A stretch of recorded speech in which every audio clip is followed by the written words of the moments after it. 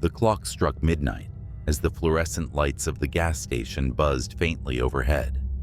I'd just brewed a fresh pot of coffee, knowing full well I'd need every drop to survive another lonely shift. There was something about working nights that always set me on edge.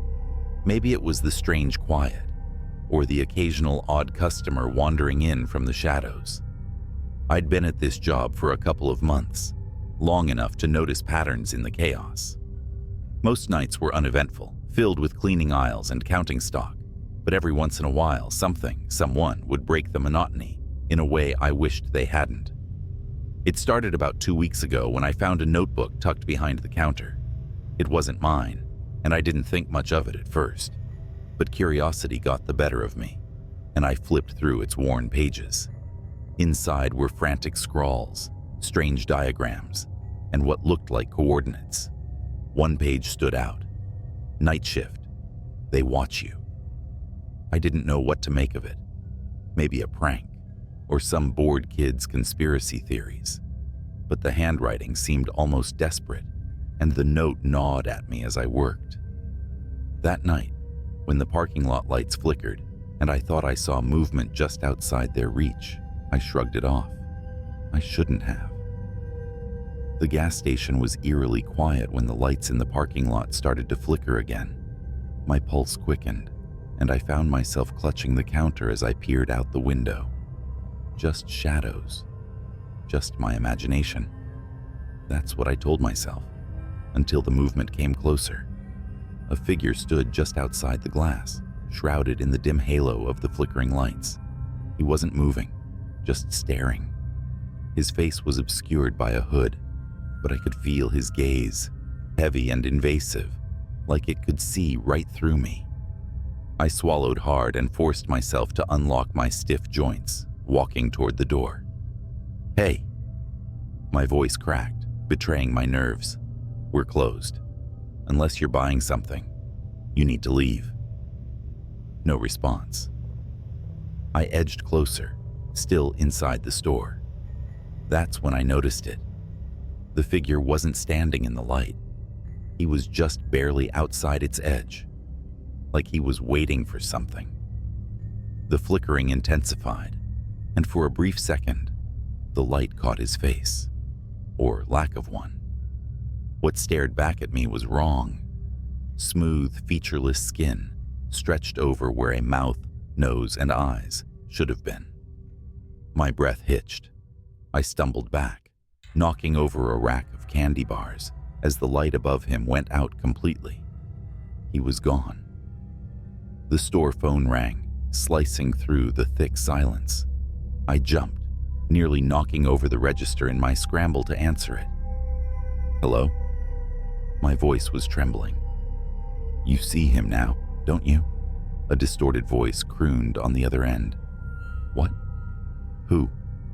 What is this?" The line went dead. I slammed the phone down, my heart hammering in my chest. Suddenly, the automatic doors slid open with a mechanical hiss. The warm summer air rushed in, carrying the faint scent of something metallic. Blood? "Hello?" My voice was barely a whisper. I grabbed the nearest thing I could find, a broom, as if that would protect me. Slowly, I inched toward the door. The night outside was still, but there was something wrong.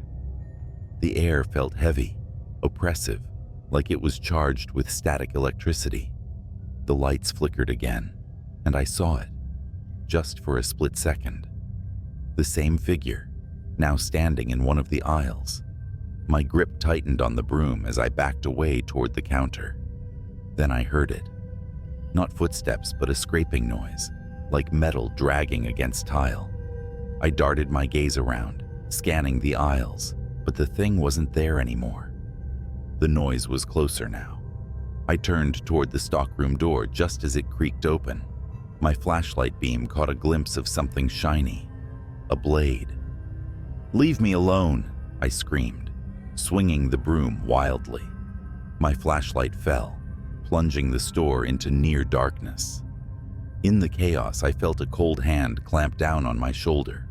I spun around, and for the first time, I saw its featureless face, up close.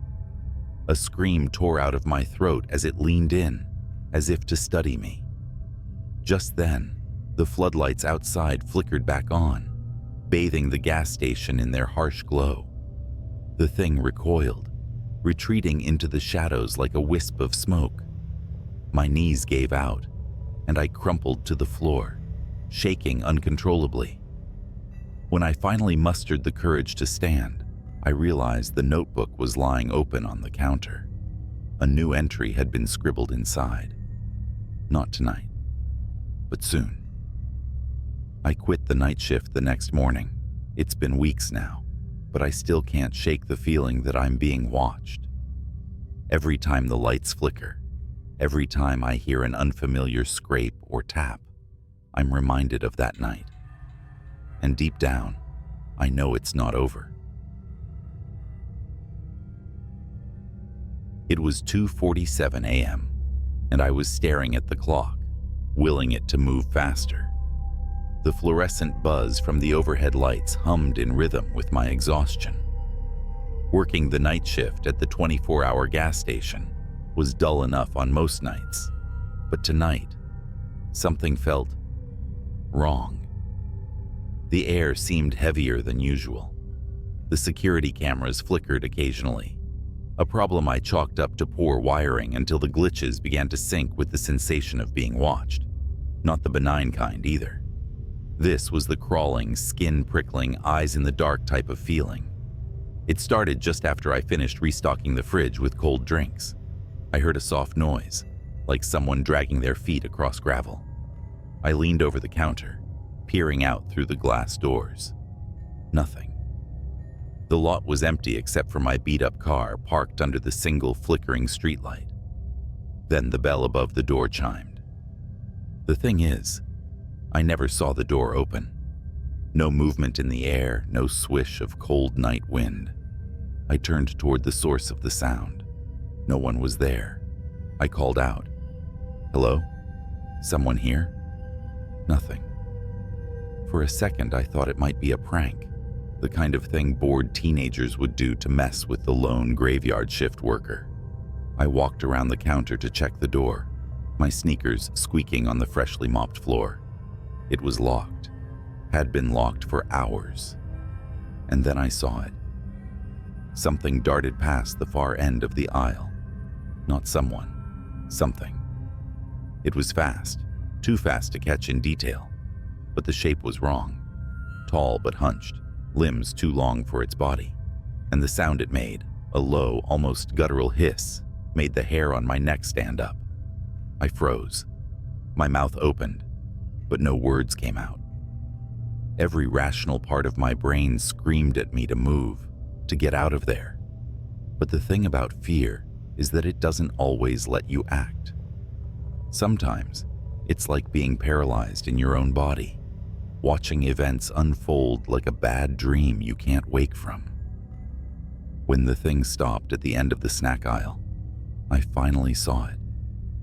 The security camera's flicker gave me the barest glimpse of its face, or what I assumed was its face. No eyes, just a featureless expanse of skin, stretched too tight and too pale.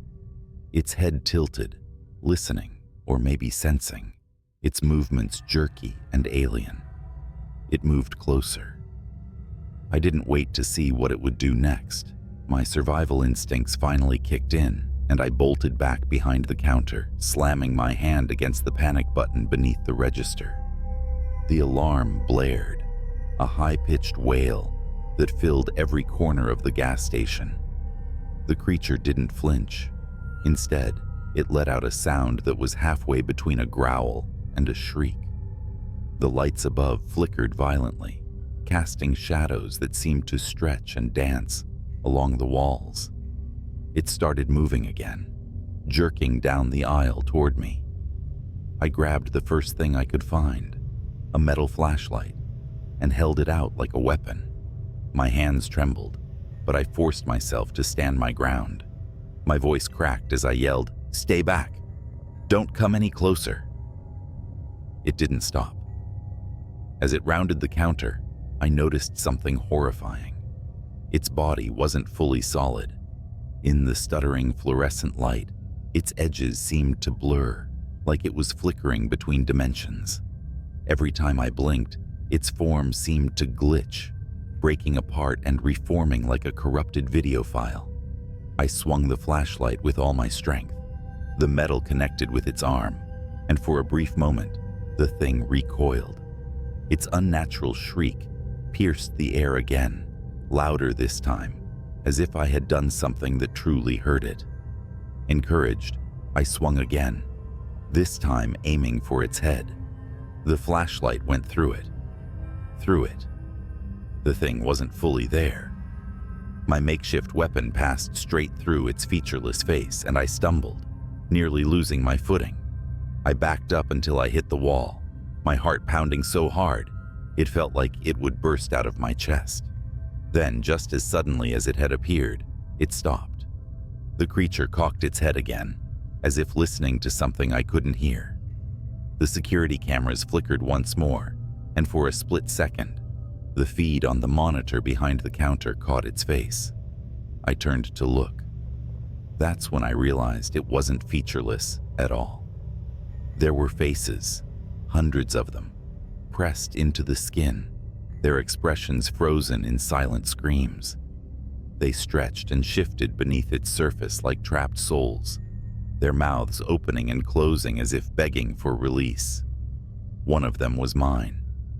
My own face stared back at me, contorted in terror.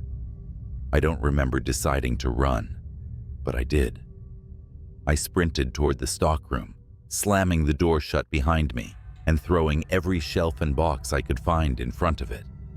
My breaths came in ragged gasps as I pressed myself into the farthest corner, clutching the flashlight like it could still save me.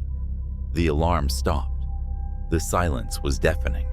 I strained to hear any sound. Footsteps, the scrape of claws, anything. But there was nothing. Just my own labored breathing and the faint hum of the building's power. Minutes passed, then hours. The sun began to rise, the faint glow filtering through the cracks in the stockroom's boarded-up windows. I finally worked up the courage to move, pushing the barricade aside inch by inch. The gas station was empty. Everything was exactly as it should have been. No flickering lights, no distorted shadows, no sign of the creature. Even the security footage had reset, erasing any evidence of what had happened. It was as if the night had swallowed the entire incident, leaving no trace behind. But when I looked into the convex security mirror mounted in the corner, my heart stopped. There in the reflection was my face, my real face. But it wasn't alone. Staring back at me, just behind my shoulder, was the faint outline of the creature. Its head tilted, the edges of its form flickering and shifting, like static. It was still there, watching. I quit the night shift that morning. I never went back. It was around 11:45 p.m. when I walked into the gas station for my first ever night shift. The hum of the fluorescent lights mixed with the distant whir of passing cars on the highway.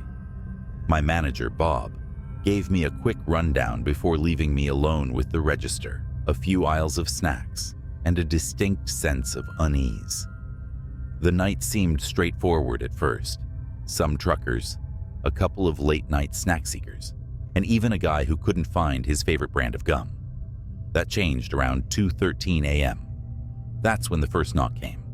It wasn't on the glass doors at the front, but on the side window by the storage room. A soft, deliberate tap, tap, tap. I froze, heart pounding.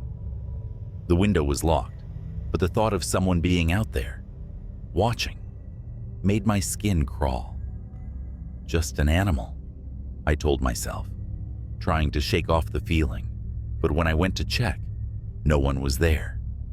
The lot was empty, save for a single flickering street lamp, casting a sickly yellow glow.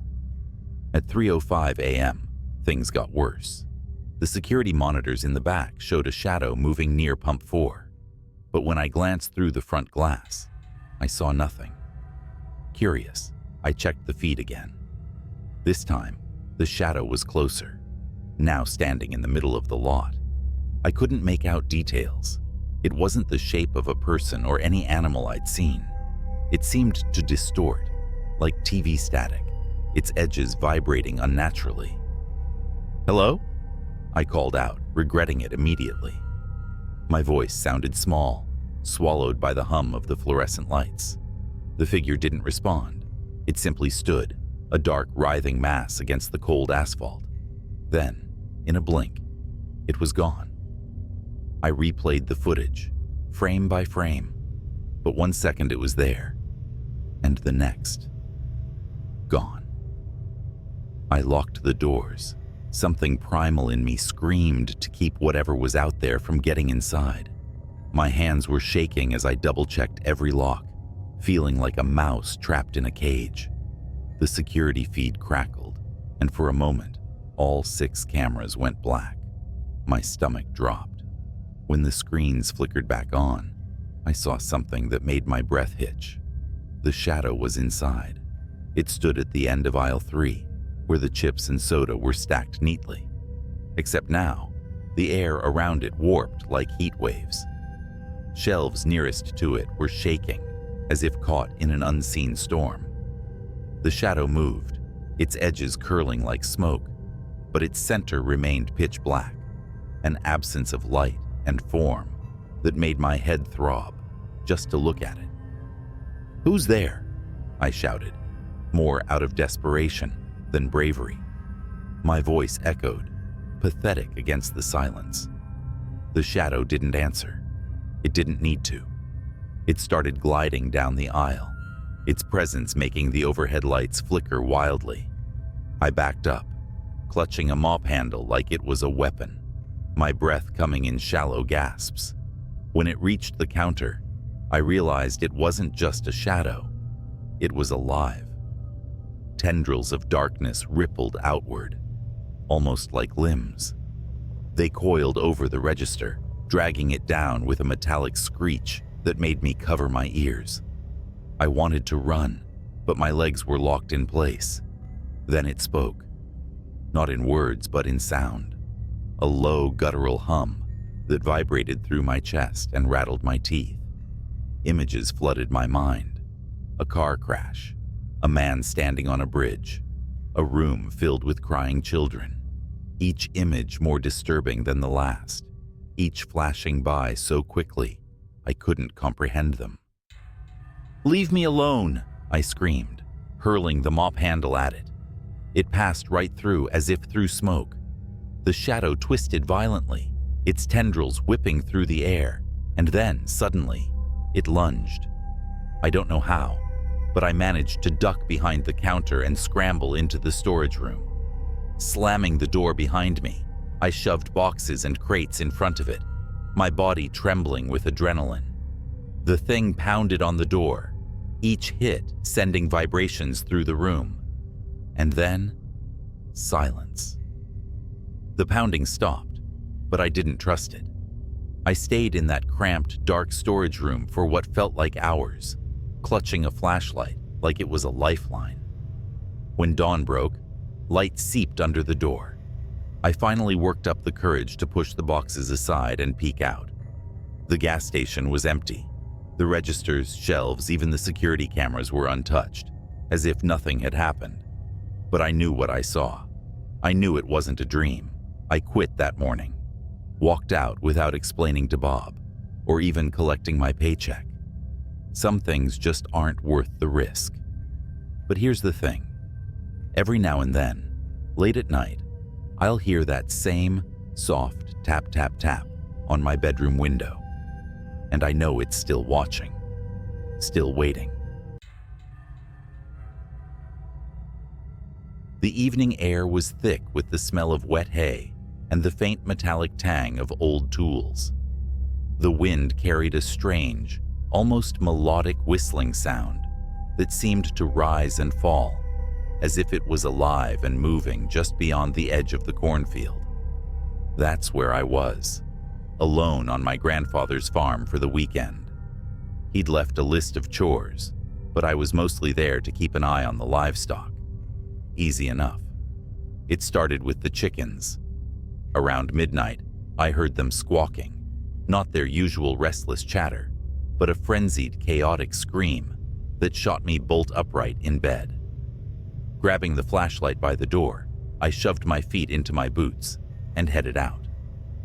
The barnyard was quiet, except for the frantic rustling inside the coop. When I opened the door, my stomach twisted. Something had ripped through the chicken wire, leaving a gaping hole. Feathers floated in the air like soft snow, and the floor was littered with streaks of blood. There were no tracks outside, just the hole and the silence. Too much silence. Even the frogs in the pond weren't croaking. I convinced myself it was a fox or maybe a coyote, but deep down, I knew it wasn't. By 2 a.m., the rain started, a steady, cold drizzle. I was lying in bed, staring at the wooden beams above me, when the faint sound of movement reached my ears. It wasn't coming from the house, but from somewhere outside. It was a low, dragging sound, punctuated by wet thuds, as if something heavy was being pulled through the mud. I hesitated for too long before grabbing the shotgun from the rack. As I stepped outside, the rain soaked me instantly, plastering my shirt to my skin. The sound was louder now. It was coming from the silo. The old wooden structure loomed ahead, its weathered planks dark against the stormy sky. I told myself it was the wind, or maybe the rain, knocking loose a tarp. But as I approached, the dragging sound stopped. I swung the flashlight beam towards the base of the silo. That's when I saw it. A figure was hunched over the pile of spilled corn, its arms long and bony, the skin stretched tight over sharp joints. Its back was to me, but its movements were jerky and wrong, like a puppet with tangled strings. I froze, the beam of light shaking as my hands trembled. Whatever it was, it turned its head slowly, unnaturally far, until its face was visible in profile. Its eyes were hollow, its mouth impossibly wide, filled with rows of teeth that looked more like shards of broken glass. It grinned, a thin, split-lipped smile that made my knees buckle. And then it stood. It was tall, too tall. It had to duck as it turned fully towards me. In its clawed hand, it held a chicken, what was left of one. It dropped the carcass, and the wet thud echoed in the silence. The thing started towards me, its movements fluid now, almost hypnotic. I ran. The mud sucked at my boots as I sprinted back to the house. I didn't dare look back, not even when I heard the wet slapping of its footsteps gaining on me. By the time I reached the door, I was screaming. I slammed it shut, bolting the lock and shoving the kitchen table against it for good measure. The footsteps stopped just outside. The porch creaked as it stepped up, and I could hear it sniffing, the sound wet and guttural. Then, nothing. I stayed up the rest of the night, the shotgun cradled in my arms, the flashlight trained on the door. It didn't return. Not that night. But the farm wasn't the same after that. Strange things kept happening. The cows refused to graze near the silo, and I found deep clawed marks gouged into the barn doors. And every night, without fail, that melodic whistling would drift through the air, growing louder as it approached the house. I left that farm the next morning, my chores undone. I never told my grandfather what happened. I didn't have to. When he called me weeks later, his voice was shaking. He said something was out there, something that didn't belong. He never saw it, but he heard the whistling. He sold the farm not long after that. Last I heard, the new owners abandoned it after their son disappeared. They said he was playing near the silo. I know better. I wish I could say that was the end of it, that I left the farm and the horrors stayed there, tied to the land like a bad dream. But things like that don't let go so easily. They follow you, They linger. A few months after I left, I moved to the city, hoping the crowded streets and constant hum of life would drown out the memories. It worked for a while. I even started sleeping better, the image of that grinning, hollow-eyed thing fading with time. Then, one night, I heard it again. I was walking home late, my breath fogging in the chilly air. The streets were empty, the kind of quiet that feels unnatural in a city. I'd just turned a corner when I heard it. The whistling, that same melodic tune, the one I had convinced myself was just the wind back on the farm. I stopped dead in my tracks, my pulse hammering in my ears. It was faint, almost playful, coming from somewhere up ahead. Slowly, I turned my head. The streetlights flickered, casting long, jittery shadows. For a moment, I saw nothing, just empty sidewalks and parked cars. Then, it stepped into the light. It was the same as before, tall, gangly, its skin stretched taut over bones that seemed to shift and crack as it moved. Its eyes locked on mine, black and endless, and it smiled that impossible smile.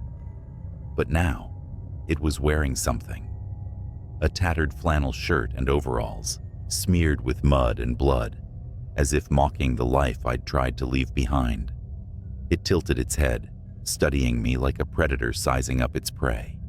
And then, it began to move.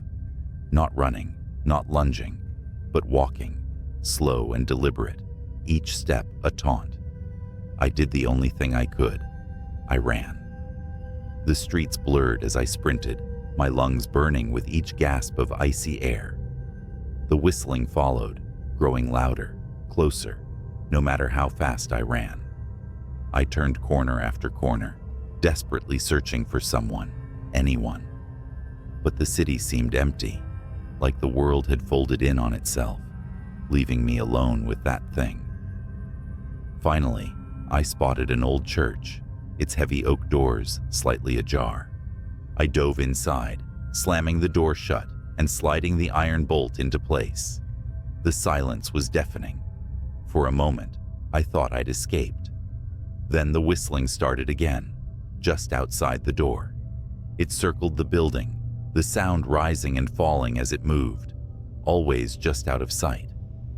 I backed away, clutching a heavy candlestick I'd grabbed from the altar. My eyes darted to the stained glass windows, searching for any sign of movement. That's when I noticed the shadow. It stretched across the floor, long and spindly, growing larger as it moved closer to the window. Slowly, its face came into view, distorted by the colored glass, but unmistakable. It pressed a hand, if you could call it that, against the window, the claws clicking softly against the pane.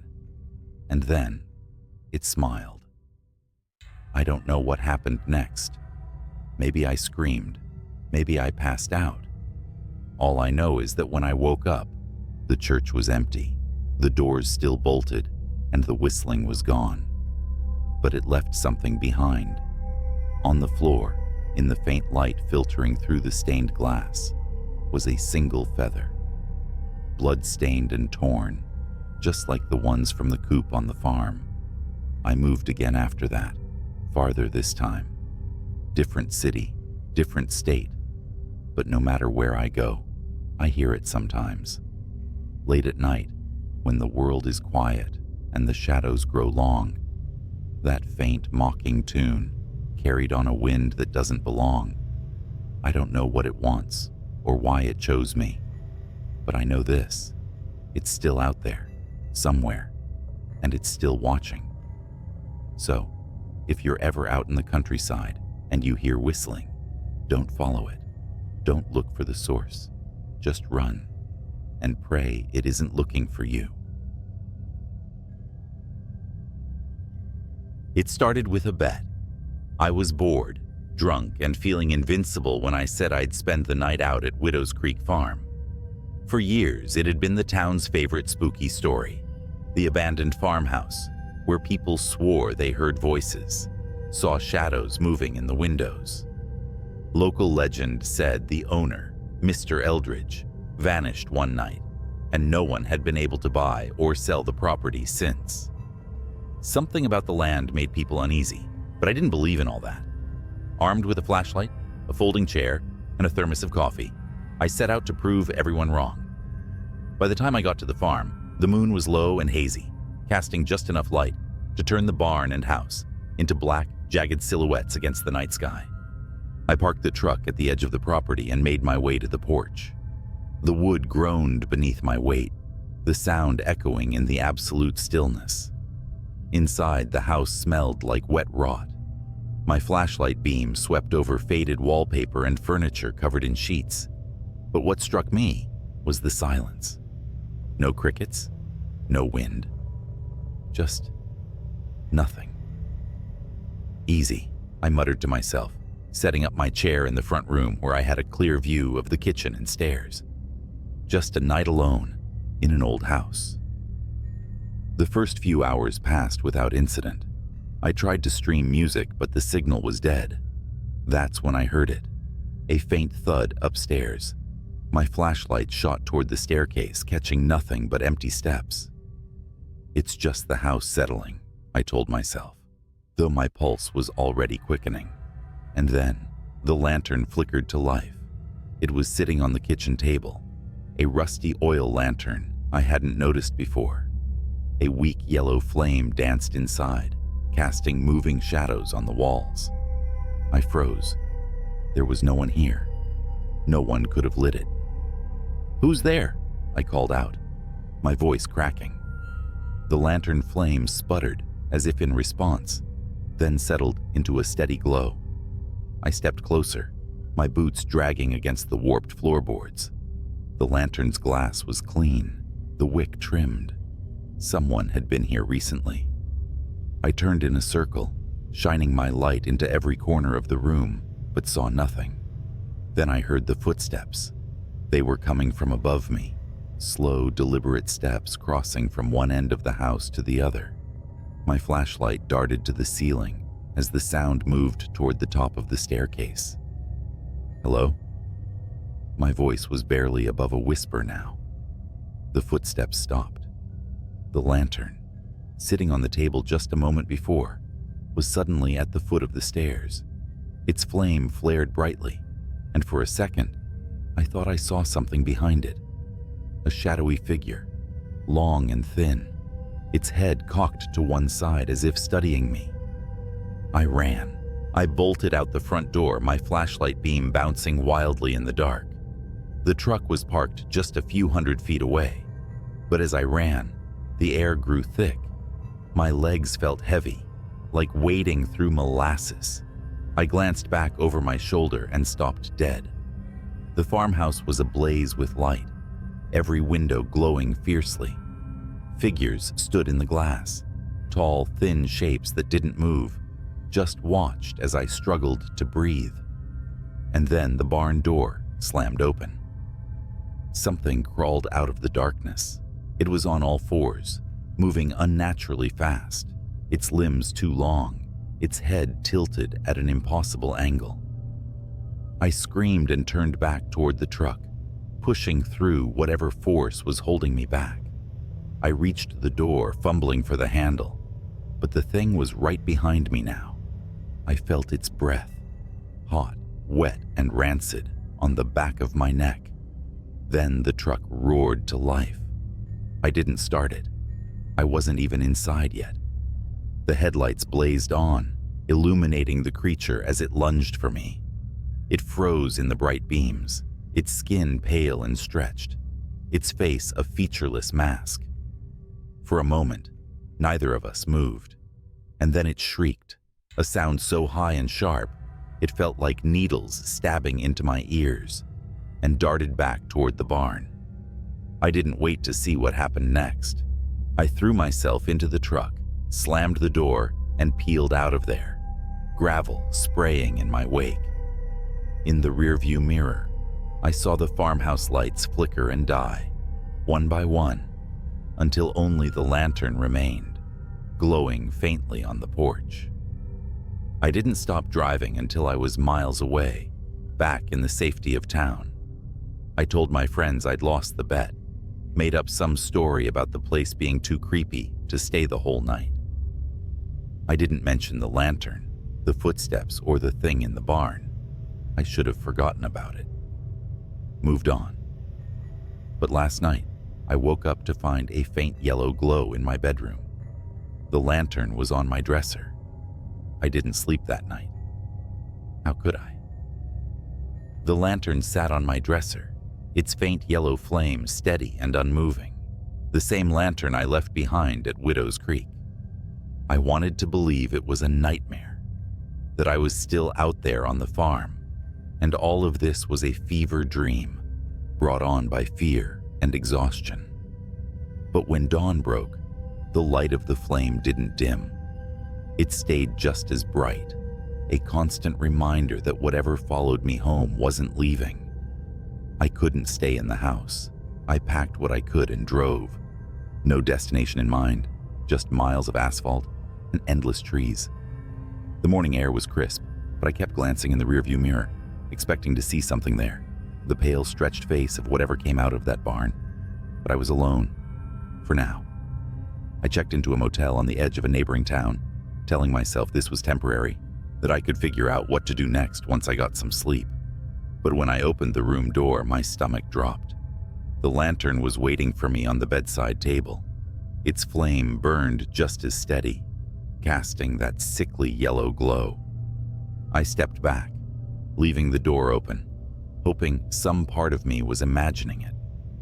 But when I blinked, it was still there. Something inside me snapped. I grabbed the lantern and hurled it across the room, expecting it to shatter, to douse that damn flame for good. But it didn't break. It landed on the carpet with a dull thud, the flame undisturbed. And then I heard it. The footsteps. They came from above me, faint and deliberate, just like they had in the farmhouse. My heart hammered as the sound moved across the ceiling, stopping directly above where I stood. A shadow fell over the bed.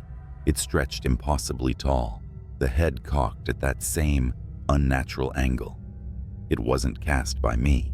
It was waiting. I fled the motel. There was no plan now, just an overwhelming need to keep moving. I drove for hours, the highway blurring into a gray monotony. The lantern didn't appear in the car, and for a fleeting moment, I thought maybe I'd left it behind. Maybe it was over. Then the radio crackled to life.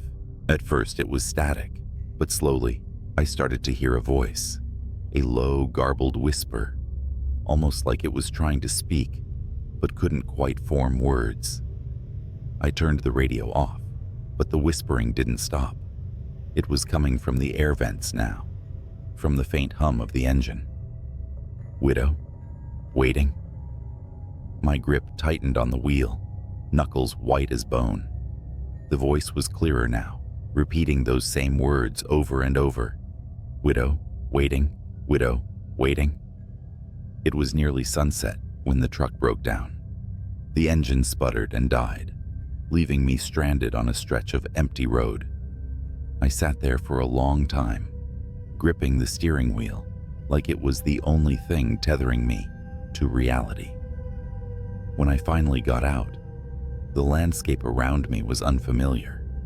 Flat fields stretched out on either side of the road, broken only by the silhouette of a barn in the distance. My blood ran cold. It was Widow's Creek. The truck wouldn't start. My phone had no signal. I was trapped, and I knew I wasn't alone. The lantern was on the hood of the truck now, its light flickering weakly in the dusk. The footsteps started again. They were closer this time, moving with purpose, circling the truck. I couldn't see anything, but I felt it. A presence, heavy and oppressive, like the air itself was pressing down on me. My flashlight barely cut through the growing darkness, but I swept it in frantic arcs, trying to find the source of the sound. That's when I saw them. Figures emerging from the fields, their movements slow and jerky. They were tall and thin, their bodies stretched unnaturally, their faces blank slates of pale skin. Dozens of them all converging on the truck. I grabbed the lantern off the hood without thinking, clutching it like it might somehow protect me. The figures stopped, their heads tilting in unison toward the light. The flame flared brighter, and for a moment, they hesitated. "Leave!" I screamed, holding the lantern high. The figures shrank back, their forms dissolving into the shadows. But the moment didn't last. The flame sputtered, growing dimmer, and they began to move again. Faster this time, closing the distance with unnatural speed. I don't remember how I made it back to the farmhouse, only that I did. The lantern led me, its glow flickering through the dark, guiding me past the barn and into the house. The door slammed shut behind me, and I locked it, though I knew it wouldn't keep them out. The figures were at the windows now, their faces pressed against the glass.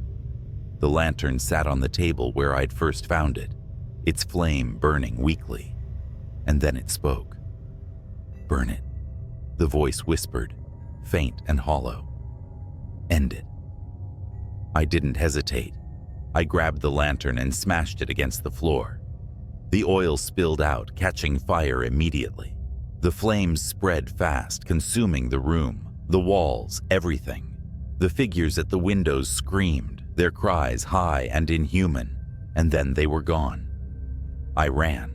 The farmhouse burned behind me, a towering inferno that lit up the night. By the time I reached the edge of the property, the house had collapsed in on itself, the flames dying down to embers. I don't know what I unleashed that night, or if I stopped it. The lantern was gone, but its light still haunts me.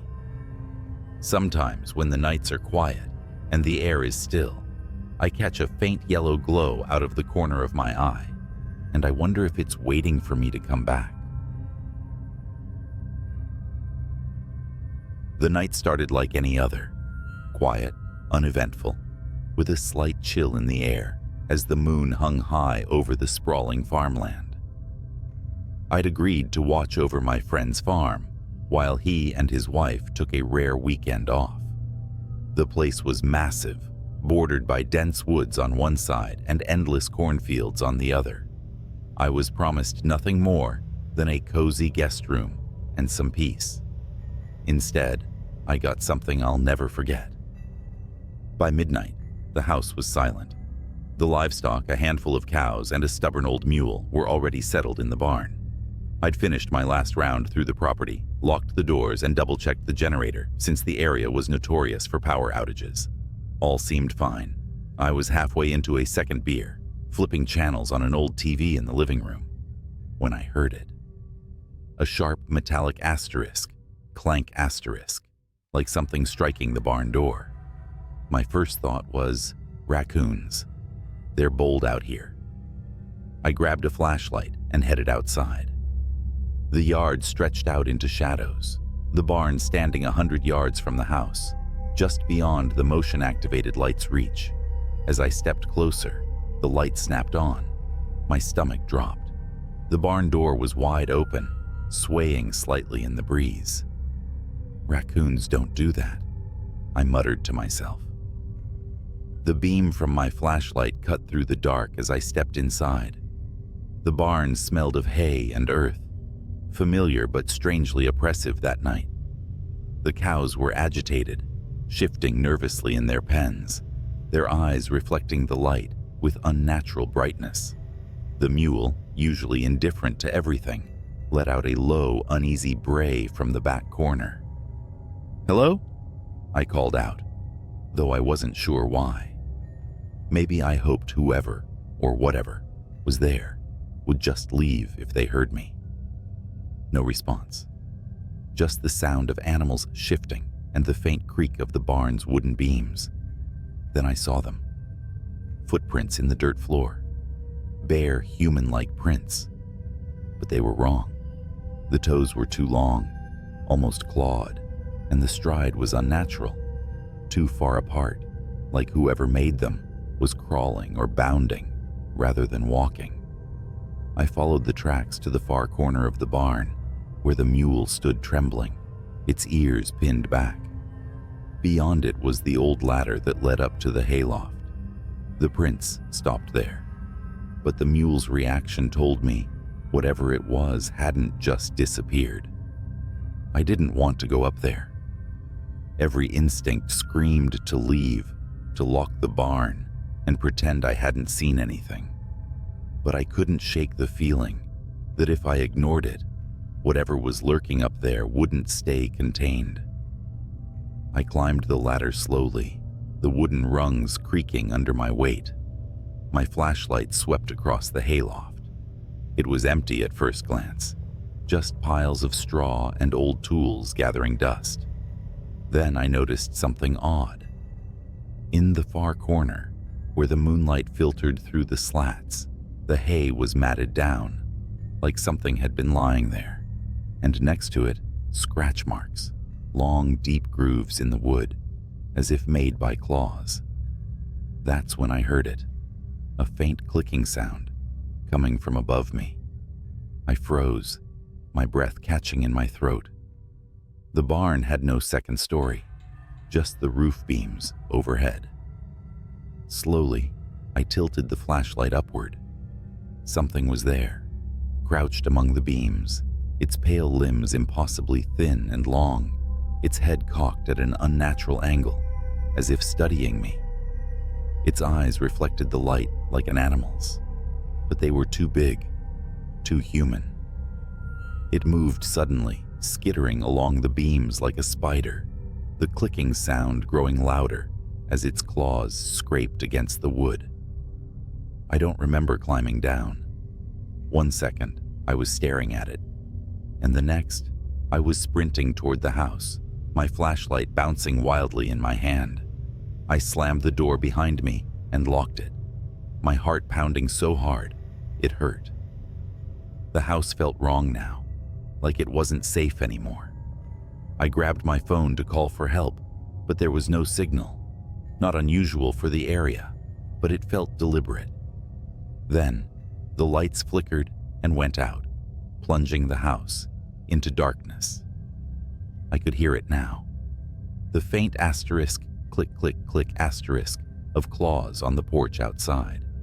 It wasn't trying to hide anymore. It wanted me to know it was there. I moved as quietly as I could, grabbing the only weapon I could find, a rusty hatchet from the fireplace tools.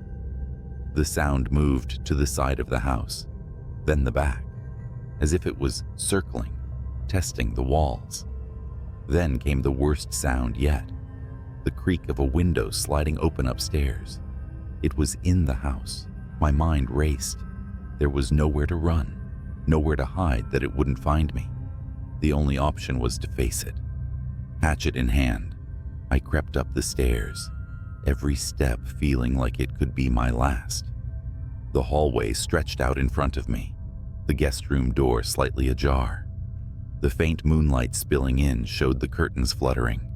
The window was wide open. The clicking had stopped. I pushed the door open slowly. The room was empty, but the bedspread was disturbed. Claw marks raked across the headboard. My pulse was deafening in my ears as I backed out of the room. That's when I felt it. Hot breath against my neck. I spun around, swinging the hatchet wildly. It caught something, the blade sinking in with a wet asterisk thunk asterisk. A screech filled the air, high-pitched and inhuman. The creature recoiled, its long limbs thrashing as it tried to pull away. I saw it clearly for the first time, its skin pale and stretched taut over its bones, its face a grotesque mimicry of human features, twisted into something predatory. I didn't stop swinging until it stopped moving. When the sun rose, I buried what was left of it in the woods. I don't know what it was, and I don't want to know. My friend's farm looks peaceful in the daylight, but I'll never stay there again. Some things aren't meant to be explained, and some places aren't meant to be guarded alone. A week after that night, I got a call from my friend. He thanked me for watching the farm and casually asked if I noticed anything strange while I was there. I hesitated, unsure of what to say. How could I explain what happened without sounding insane? Instead of answering directly, I asked why he'd asked. His tone shifted, less casual, more guarded. "Well," he began, "we've been having issues for a while. Strange sounds in the barn, missing animals.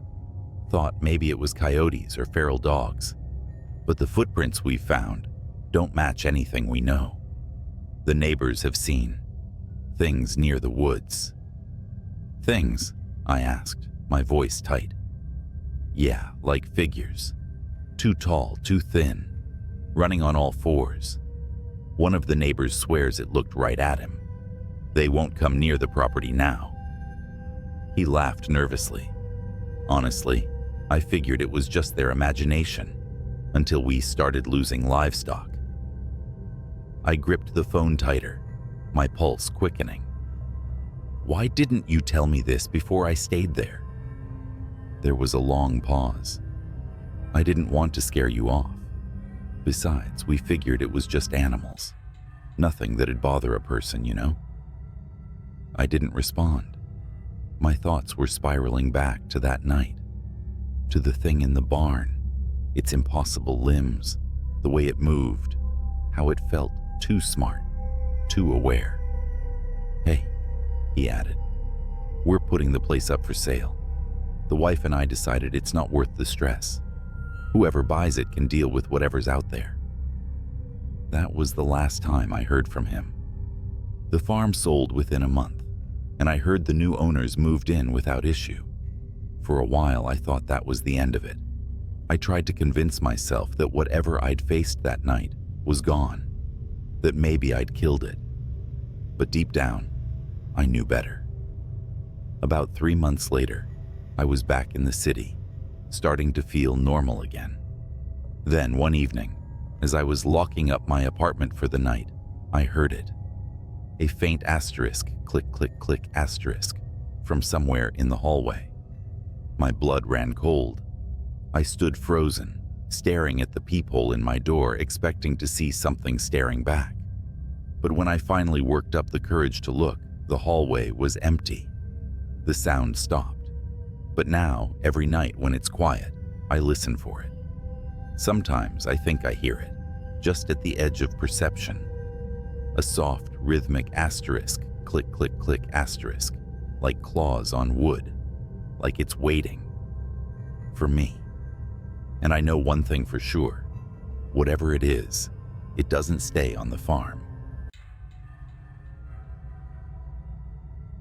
I've never told anyone this before, mostly because I know no one would believe me, and honestly, I don't know if I believe it myself.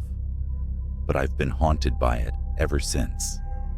Maybe if I write it down, I can let it go. This happened a few years ago. I was doing a solo road trip through the Midwest. I'd planned it as a way to clear my head after a messy breakup. I was hitting every weird roadside attraction I could find. Giant fiberglass animals, tiny museums, old diners. You know, Americana at its quirkiest. It was the middle of nowhere, somewhere on a back road in South Dakota, when my car started making that sound. You know the one. The grinding that makes your stomach drop because you know it's bad. The "I'm about to be stranded" sound. I pulled over to the side of the road. Nothing but flat fields in every direction. Not a single car had passed me in hours. Cell service? Forget it. I popped the hood, but I didn't know what I was looking at. Just a steaming, hissing mess. And then, just as the sun was dipping below the horizon, I saw it. A beat-up old RV trundling toward me, rattling like it was held together with duct tape and prayer. I waved it down, figuring whoever was inside might have a phone or at least a toolbox. The RV stopped a few feet ahead of my car. The door creaked open, and a man stepped out. He was tall, with stringy hair and a faded denim jacket. His face was pale and gaunt, like he hadn't slept in weeks. "You need some help?" he asked, his voice gravelly. I nodded, trying not to let the growing unease show on my face. "Car broke down. Got any tools?" He tilted his head, like he was considering. Then he smiled. It wasn't a warm smile. It was the kind of smile you'd see on a crocodile before it snapped its jaws shut. "I got tools," he said. "Why don't you come inside? Safer than waiting out here in the dark." There was something off about him, but I figured I didn't have much of a choice. I followed him up the rickety steps into the RV. The first thing that hit me was the smell, like meat left out in the sun too long. Inside, it was cluttered. Piles of dirty clothes, tools scattered everywhere, and jars. Lots of jars, all lined up on shelves. Each one was filled with a murky liquid, and floating inside were things. I couldn't tell what they were, but some looked like animal parts. Others, not so much. He rummaged through a drawer, pulling out wrenches and pliers. "What brings you out here?" he asked over his shoulder. "Just a road trip," I said, trying to keep my voice steady. He chuckled. "Not many folks come down this road, not unless they're lost, or looking for something." The way he said it made my skin crawl. I decided I'd grab whatever tools he handed me and get out of there as fast as possible. But before I could say anything, he turned to me, holding a massive wrench. "You ever seen something you can't explain?" he asked, his eyes boring into mine. "What do you mean?" I asked, backing toward the door. "You know," he said, gesturing to the jars. "Things that don't belong in this world." I glanced at the jars again. One of them had what looked like a human hand inside, only it had too many fingers, and the skin was an unnatural, waxy yellow. "I think I should get back to my car," I said, trying to sound casual, but he blocked the door. "What's the rush? Night's coming, and out here when it gets dark, that's when they come out." "Who?" I asked, my heart pounding. He grinned again, wider this time. "The ones that aren't supposed to be here. The ones that used to be human." I pushed past him and stumbled out of the RV, dropping the wrench in the process. I ran back to my car, not daring to look behind me. The engine was still dead, but I didn't care. I locked the doors and sat there, my hands shaking on the wheel. That's when I saw it. Something was moving in the fields.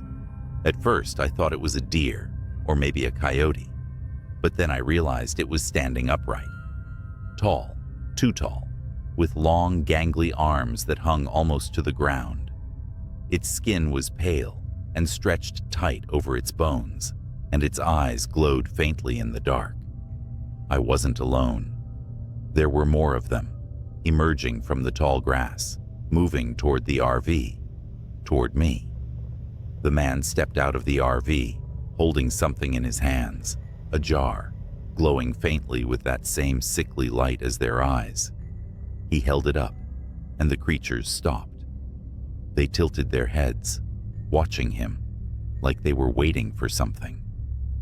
I don't know what happened next.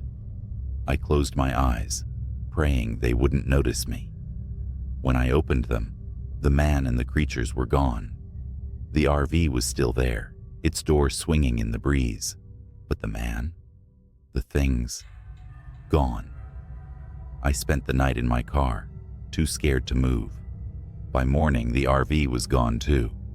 I don't know what I saw that night. I don't want to know.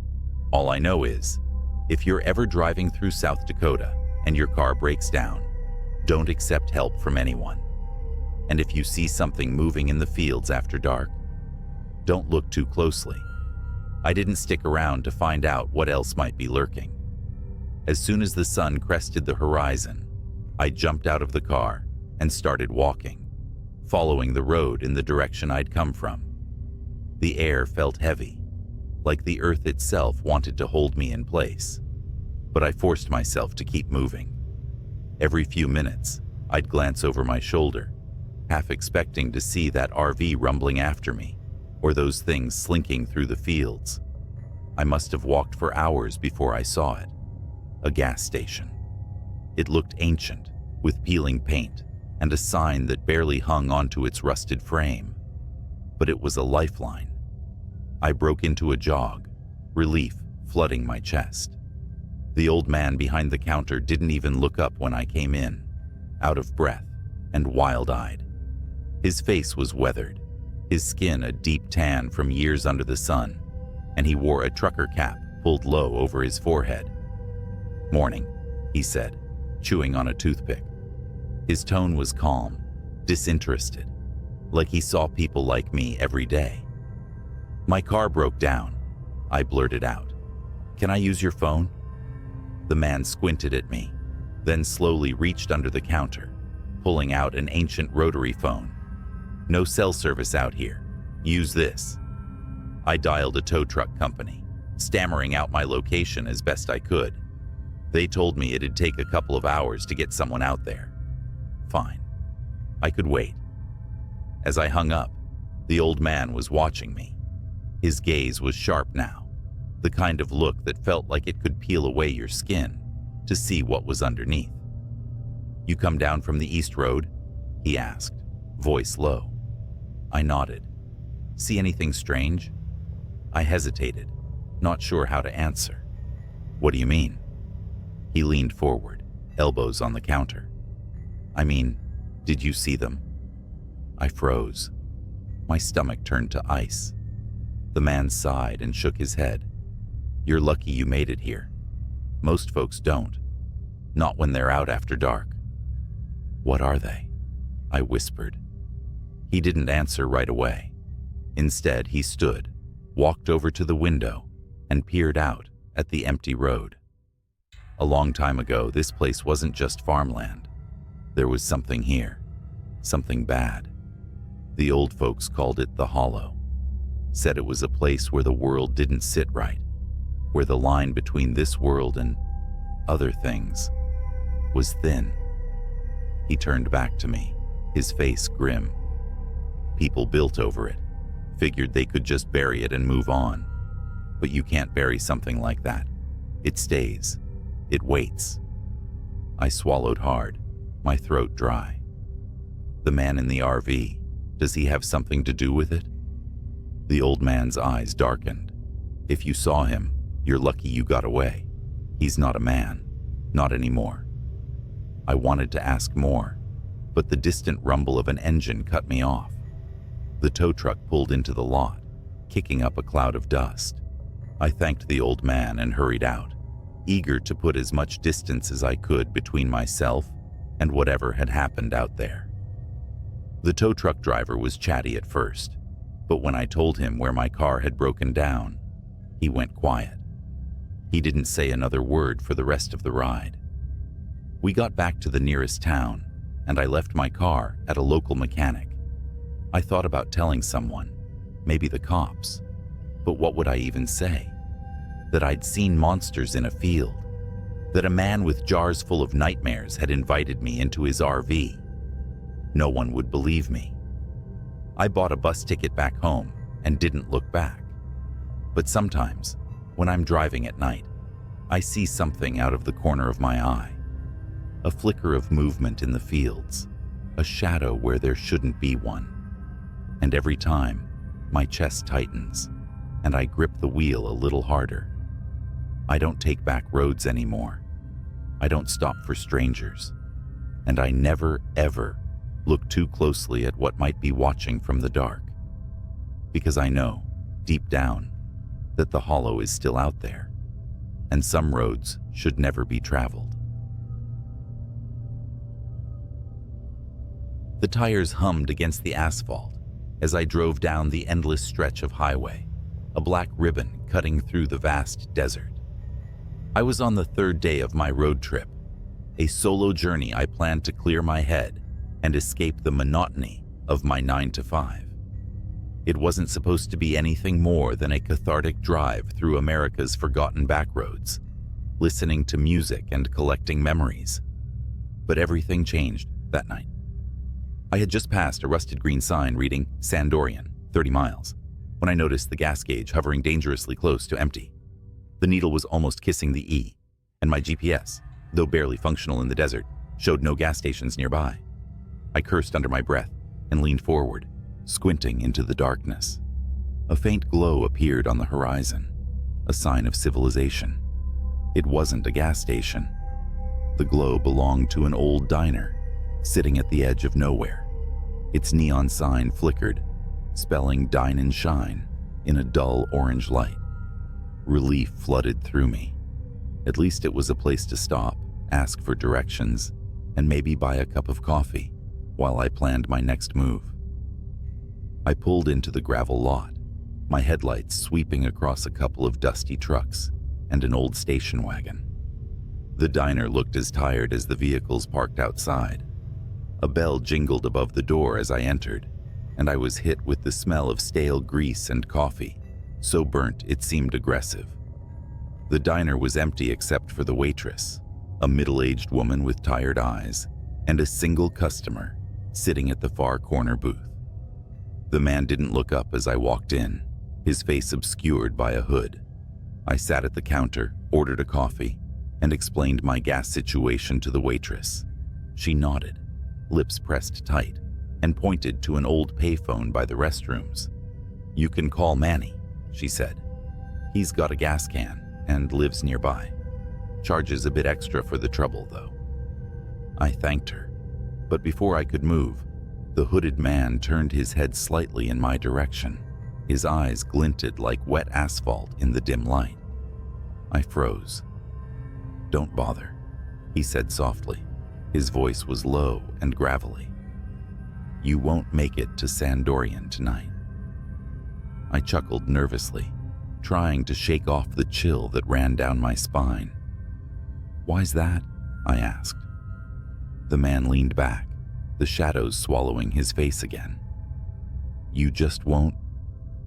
The waitress shot him a sharp look, muttered something under her breath, and walked to the back kitchen, leaving me alone in the awkward silence. I glanced at the man's booth. Empty plates were stacked neatly in front of him, but his hands were out of sight beneath the table. He was perfectly still, the kind of stillness that felt unnatural. I decided to take my chances and called Manny. The line rang twice before a gravelly voice answered. "Dine and Shine Diner? I'll be there in 20. Don't go anywhere." When I returned to my seat, the hooded man was gone. The door hadn't jingled. I turned to the waitress, who had just come back from the kitchen. "Where'd the guy go?" She frowned. "What guy?" I stared at her, my skin prickling. "The guy in the corner booth. Hooded sweatshirt, he..." She cut me off. "We don't get many visitors here this time of night. You're the only one who's come in." I glanced at the corner booth again. The plates were gone. The air felt heavier now, pressing against my chest. I decided to wait outside for Manny. The desert was eerily quiet. No wind, no distant hum of wildlife, just the sound of my own breathing and the faint buzz of the flickering neon sign. The stars were brilliant overhead, but even their beauty couldn't shake the growing unease gnawing at me. Then I heard it. Footsteps. They were faint at first, crunching on the gravel behind the diner. I turned quickly, expecting to see Manny, or maybe the hooded man. There was no one. But the footsteps didn't stop. They circled the building slowly, deliberately. "Hello?" I called out, my voice trembling. The footsteps paused. Then they started again, faster this time. They were coming toward me. I backed up against my car, heart pounding, fumbling for my keys. The footsteps grew louder, closer, until they were just around the corner of the diner. I jumped into the driver's seat, slamming the door and locking it in one swift motion. A shadow moved at the edge of my headlights. It was tall, impossibly tall, with limbs that seemed to stretch unnaturally. The shape was wrong, distorted, like something from a fever dream.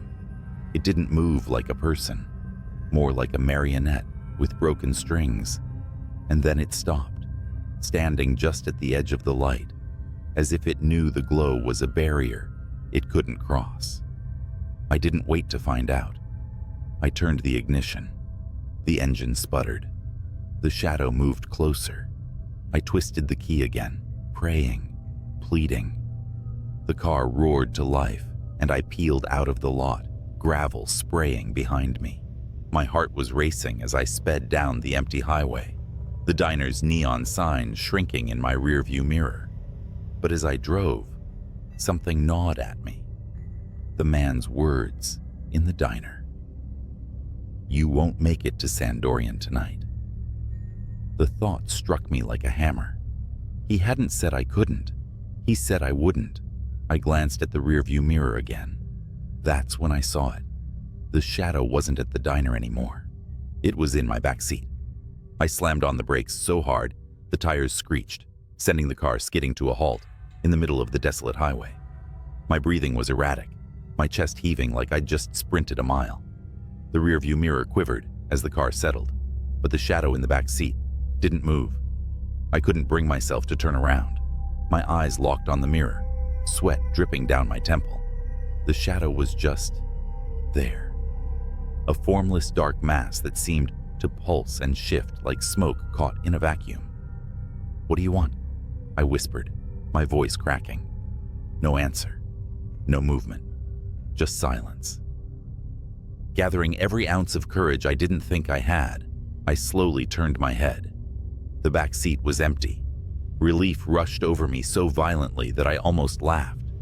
Almost. I straightened in my seat, rubbed my temples, and tried to shake off the terror as the absurdity of it all settled in. Sleep deprivation, I thought, my mind playing tricks on me. I put the car back into gear and continued driving. The headlights pierced the darkness, revealing nothing but endless road and desert, stretching into oblivion. Yet, no matter how much I rationalized, I couldn't shake the feeling of being watched. Every now and then, I glanced at the mirror, half expecting to see that shadowy thing again. But it was just me, and the yawning void of the highway behind me. Then the radio crackled. The static came out of nowhere, cutting through the silence like a razor. I hadn't even realized the radio was on, and when I reached to turn it off, a voice emerged. It was faint, distorted, but unmistakably human. "Turn around." My blood froze. I ripped the knob off the radio, but the voice didn't stop. It grew louder, the static more aggressive. "Turn around." The dashboard lights flickered, and the car shuddered, as if something massive had latched onto it. I gripped the wheel tighter, my knuckles white, as I pushed the accelerator to the floor. The engine roared, and I sped down the highway, adrenaline coursing through me. And then the headlights died. Darkness swallowed the car whole. I couldn't see the road, the desert, or even my own hands gripping the steering wheel. The world dissolved into pitch black, and the only sound was the frantic thrum of my heart. "Turn around," the voice whispered again, so close it felt like it was coming from the passenger seat. I couldn't help myself. I turned. What I saw wasn't human. A pair of eyes gleamed in the darkness, glowing a sickly yellow, like lanterns in a fog. They didn't blink. They didn't look away. They were fixed on me with an intensity that felt like it could peel back my skin and see everything beneath. Its face was wrong, shifting and changing, like trying to hold water in your hands. At one moment, it had a gaping, toothy grin. The next, its mouth was stretched impossibly wide, as if it could swallow the car whole. And those eyes, they never moved, never faltered. They burned into me, drilling into my mind, paralyzing me. "Why are you running?" it asked, its voice overlapping with itself, both a whisper and a roar. I opened my mouth to scream, but no sound came out. My body was locked, frozen in terror. The creature's hand, or what passed for a hand, reached out.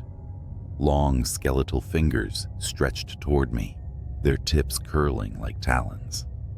I thought this was it, that I was done for, that I would die here on this God-forsaken highway, my body never found. But then, the car jerked violently. The headlights flickered back on, illuminating the road ahead. I realized I was barreling straight toward a sharp turn. I yanked the wheel, narrowly avoiding plummeting into a rocky ravine. The tires screeched, the car swerved, and I came to a stop, my chest heaving, tears streaming down my face. When I looked back to the passenger seat, it was empty. The voice was gone. The static was gone. The road was quiet again, as if nothing had happened. But something had happened. The shadow, the eyes, the voice, they were real. I knew it. My hands shook as I gripped the wheel, my entire body trembling with fear. I couldn't stay on that highway. I had to get to Sandorian, no matter what. I pressed the gas, driving as fast as the car could go without flying off the road. The desert began to change. The air grew colder, the stars above dimmer. The world felt heavier, as if the very fabric of reality was shifting. Then I saw it, a sign up ahead. Sandorian, 5 miles. Relief surged through me. I was close. I could make it. But as I passed the sign, something moved in the corner of my eye. I glanced at the rearview mirror. The shadow was back. It wasn't just in the back seat this time. It filled the car, seeping into every corner like an inky mist. The voice returned, louder and more insistent. "You shouldn't have come here." The car began to spin. I tried to control it, but the wheel was unresponsive. The shadow swirled around me, thick and suffocating. My vision blurred, and the world dissolved into a maelstrom of darkness and sound. And then, silence. When I opened my eyes, I was parked at the entrance to Sandorian. The sun was rising, casting a golden glow over the small abandoned town. My hands were still gripping the wheel, my knuckles white. The shadow was gone. I stepped out of the car, the morning air crisp and quiet. But as I stood there, staring at the empty streets, I couldn't shake the feeling that I hadn't escaped, that whatever followed me was still watching, waiting. The road trip was over, but the terror wasn't. I hate long drives at night. There's something about the dark highway stretching endlessly ahead, broken only by the faint glow of my headlights, that gets under my skin. But this trip couldn't wait. My boss had been clear. Either deliver the package to the facility upstate by morning, or don't bother coming in on Monday. So there I was, cruising down an empty interstate at 2 a.m., miles from anywhere. The radio spitting static because even the FM signals seemed too afraid to linger here. My GPS kept glitching, and my phone battery was draining unnaturally fast, despite being plugged in. Not great. It started with a shadow. I first saw it in my rearview mirror, a flicker just beyond the reach of my taillights. At 60 miles per hour, it shouldn't have been possible for anything to move that fast. Yet, there it was. Something humanoid, with limbs too long and angular to belong to a person, darting across the lane behind me. I brushed it off. Sleep deprivation, I told myself. A trick of the light. But then it darted closer, sticking to the shoulder, like it was stalking me. It didn't feel like a hallucination anymore. Still, I kept driving. Slowing down wasn't an option, and there was no way I was pulling over to investigate. Not here. Not in the middle of nowhere. The radio clicked off suddenly. Silence. And that's when the thing hit my car.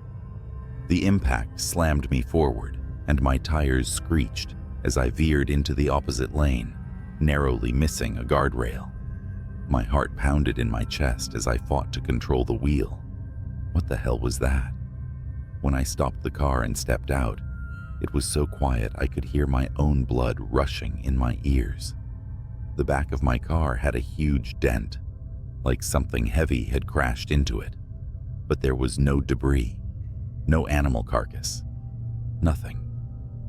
I scanned the area, my phone's flashlight trembling in my hand.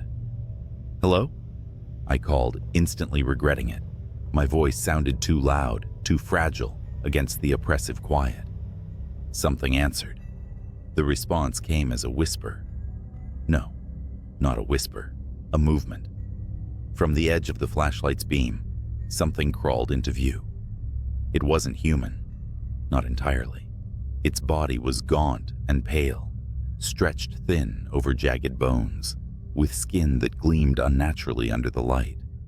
It moved low to the ground, its spindly limbs clicking like branches in a storm. Its face, or what I assumed was its face, was featureless, except for a faint suggestion of eyes, black and sunken deep into the skull. I froze. The creature tilted its head, as if studying me. Then it opened its mouth, or rather, it split. A gash ran down the center of its head, peeling back to reveal rows of teeth, jagged and glistening. It let out a sound like metal scraping against stone. I bolted back to my car. As I slammed the door shut, the thing lunged. Its body smacked against my windshield, its claws raking the glass. I floored the gas pedal, tires screeching as I sped off, the creature clinging to the hood. It began pounding on the windshield, spiderweb cracks forming under its blows. My heart raced as I swerved, trying to throw it off. But the thing held firm, its mouth gaping wider, that awful screeching sound cutting through the roar of the engine. I saw a turn up ahead, a sharp bend that veered into a dirt road. I didn't think. I cranked the wheel hard and braced myself as the car skidded. The creature lost its grip, flung violently into the ditch, but my relief was short-lived. In the rearview mirror, I saw it rise. Slowly, its limbs cracked and twisted unnaturally as it stood taller now, towering over the roadside brush, and it was running after me. My foot pressed the accelerator to the floor, but the dirt road slowed me down. The car bounced and jolted over the uneven terrain, the headlights illuminating the narrow path ahead. I could hear it, behind me, gaining. Then up ahead, I saw it. A tunnel. An old, decrepit bridge I hadn't seen on the GPS earlier. I didn't care. It was my only option. The tunnel swallowed me in darkness as I barreled through. My headlights flickered and sputtered, but I kept going, heart pounding. The creature's footsteps faded behind me. For a moment, I thought I was safe. Then the lights on my dashboard went out. The engine sputtered. The car rolled to a stop. "No," I whispered, frantically turning the key in the ignition. Nothing. I reached for my phone, but it was dead too. The battery inexplicably drained. The silence in the tunnel was suffocating. And then, a sound. A wet, slithering noise, echoing off the tunnel walls. It was here. I grabbed the flashlight from the glove box, hands shaking, and stepped out of the car. The air felt heavy, oppressive. My breath came out in shallow gasps as I swept the beam around. The creature stood at the far end of the tunnel, only it wasn't alone anymore. Figures emerged from the shadows, their gaunt, pale forms crawling on all fours, their eyeless faces turned toward me in unison. "Stay back!" I shouted, though my voice cracked with fear. They didn't. The first one moved toward me, slow at first, then faster, its claws clicking against the concrete. I swung the flashlight wildly, but the beam did nothing to slow it down. I ran. My legs burned as I sprinted down the tunnel, The creatures chasing me, their guttural screeches bouncing off the walls. I could see the faint glow of moonlight ahead, the tunnel's exit looming closer, but so were they. One of them lunged, claws raking my shoulder. I stumbled, but adrenaline kept me moving. I burst out of the tunnel into the open air, and then silence. I turned back, expecting to see them still chasing me, but the tunnel was empty. I stood there panting, my shoulder bleeding, heart hammering in my chest. They were gone, or at least, they wouldn't leave the tunnel. I didn't wait to find out why. I staggered to the highway, flagged down a trucker, and left my car, and that place, behind. But the tunnel didn't leave me. When I close my eyes at night, I hear the clicking, the scraping. I see those empty faces, waiting, watching. And sometimes when the room is quiet enough, I think I hear them whispering my name. You'd think that driving an 18-wheeler through endless highways at night would make you immune to fear. I mean, I've seen it all. Road rage, accidents, even a guy walking naked on Route 66 like he was auditioning for a horror flick. But what happened last month? That wasn't the usual trucker nightmare. That was something else. Something wrong. I'm hauling cargo across Nebraska, about 2 a.m. The road is a strip of black slicing through miles of flat nothingness. It's quiet except for the steady hum of the rig's engine, the kind of quiet that lets your thoughts wander to dark places. Then, my CB radio crackled to life. "Breaker 19, you out there?" The voice was low, shaky. I hesitated. Usually it's other truckers chatting about routes, weather, or just swapping jokes to kill the boredom. But something in his voice had me grabbing the mic. "Yeah, this is Long Haul. What's up?" Static hissed for a moment before his reply came through. I think I'm being followed." "Followed?" I asked, gripping the wheel tighter. My eyes scanned the rearview mirrors out of reflex, even though I knew the highway behind me was empty. "You sure about that?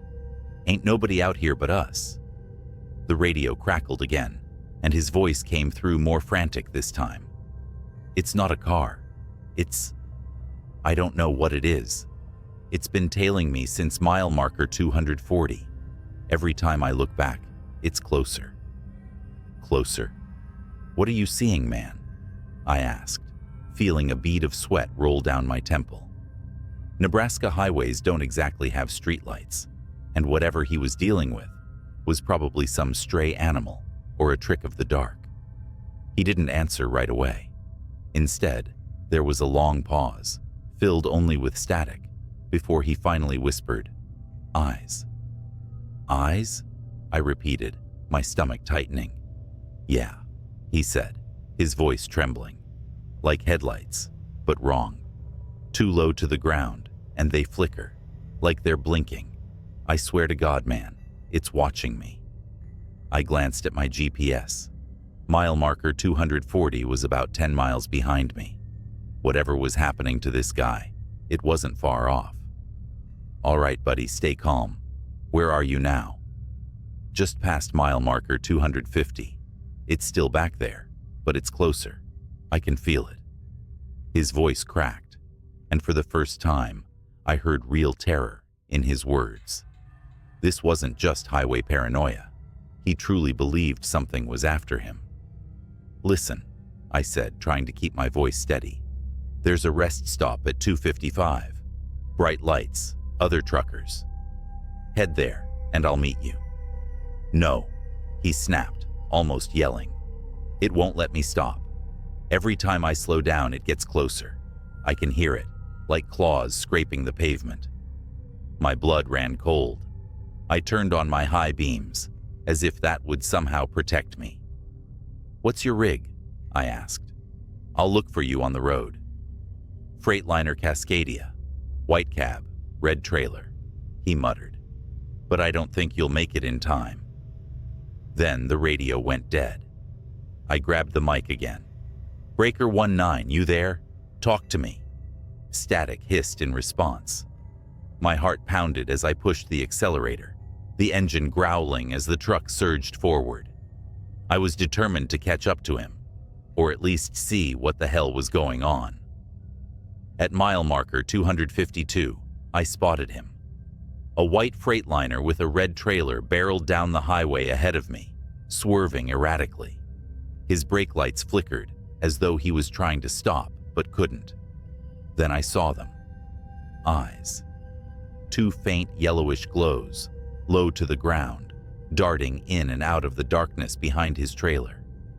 They weren't headlights. They were alive. "Jesus Christ," I whispered, my palms slick against the steering wheel. The glowing orbs moved like they were studying him, stalking him. Then, they shifted focus. To me. I felt my chest tighten as the eyes blinked, slowly, deliberately, and locked onto my truck.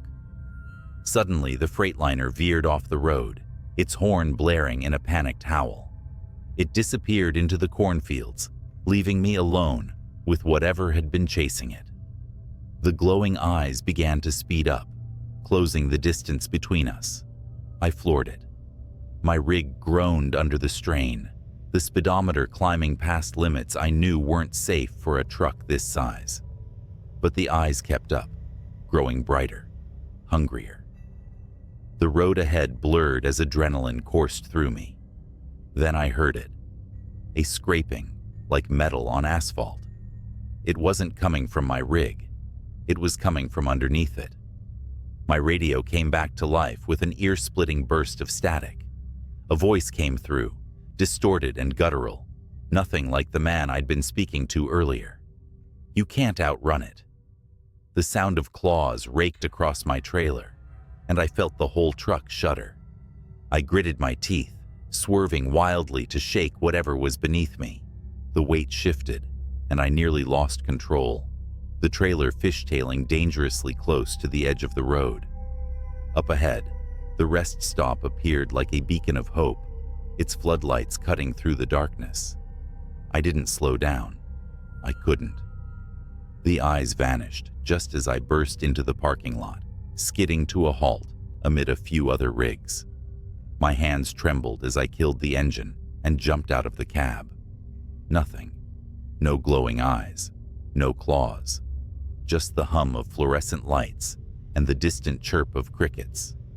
Other truckers looked at me like I was crazy as I inspected the underside of my truck. Deep gouges ran along the metal, like something with claws had been clinging to it. My legs felt like jelly as I slumped against the side of the cab, breathing hard. "Hey, you all right?" one of the truckers asked, stepping closer. I opened my mouth to speak, but froze when I saw it. Out in the distance, just beyond the edge of the floodlights, two faint yellow eyes blinked. Then they disappeared into the darkness. I quit long hauls the next day. Let me tell you something. Long-haul trucking is not for the faint of heart, not just because of the endless miles or the isolation, but because of the things you see at night. I've been on the road for over 15 years, driving through every back road, highway, and nowhere town you can imagine. Nothing shakes me easily, but one night, one stretch of black asphalt made me question everything. It was a clear autumn night when I picked up a late delivery from a warehouse in Kentucky, heading west to Missouri. The load wasn't anything out of the ordinary, crates of furniture, some tools, but the route took me through a patch of the Appalachians that's more shadows than road after dark. Truckers call it the Devil's Backbone. Why? Because people and vehicles disappear there. But nobody ever really talks about it. We just drive. As I crossed into the mountains, the CB radio crackled. A gruff voice, another trucker said, "Breaker 19, anyone rolling through Backbone tonight might want to steer clear." Silence. I should have turned around then, but I didn't. Superstitions, I muttered to myself. Besides, I had a deadline to meet. An hour later, the road narrowed. The moonlight barely penetrated the thick trees overhead. My headlights fought against the ink-like darkness. The forest leaned too close, like it was watching. Then it happened. Out of nowhere, a shape darted into the road. I slammed on the brakes, my trailer screeching and groaning behind me. The truck stopped inches from what looked like a deer? No, not a deer. It was too tall, too thin. The thing turned its head toward me, and I swear its face wasn't right. Black eyes, like a doll's eyes, and its mouth, jagged like it had too many teeth. It tilted its head almost curiously before lurching away into the woods. My hands gripped the wheel, knuckles white.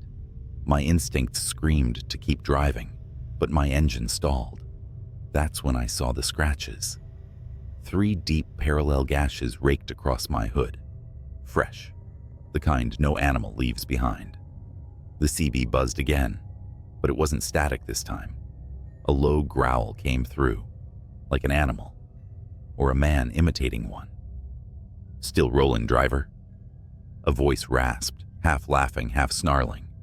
I was about to radio back, demand who it was, but the air in the cab grew cold. Breath fogged in front of me, though my heater was blasting full, and the forest, so loud with crickets and wind minutes before, had gone dead silent.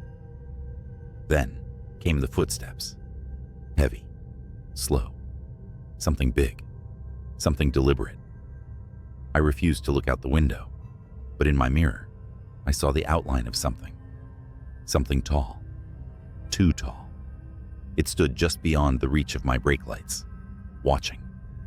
A gut instinct I'd never felt before screamed at me to stay in the cab. The truck finally roared back to life. I floored it, the trailer swaying as I tore through the twists and turns. The further I got, the more the feeling of being hunted lessened. But it wasn't over.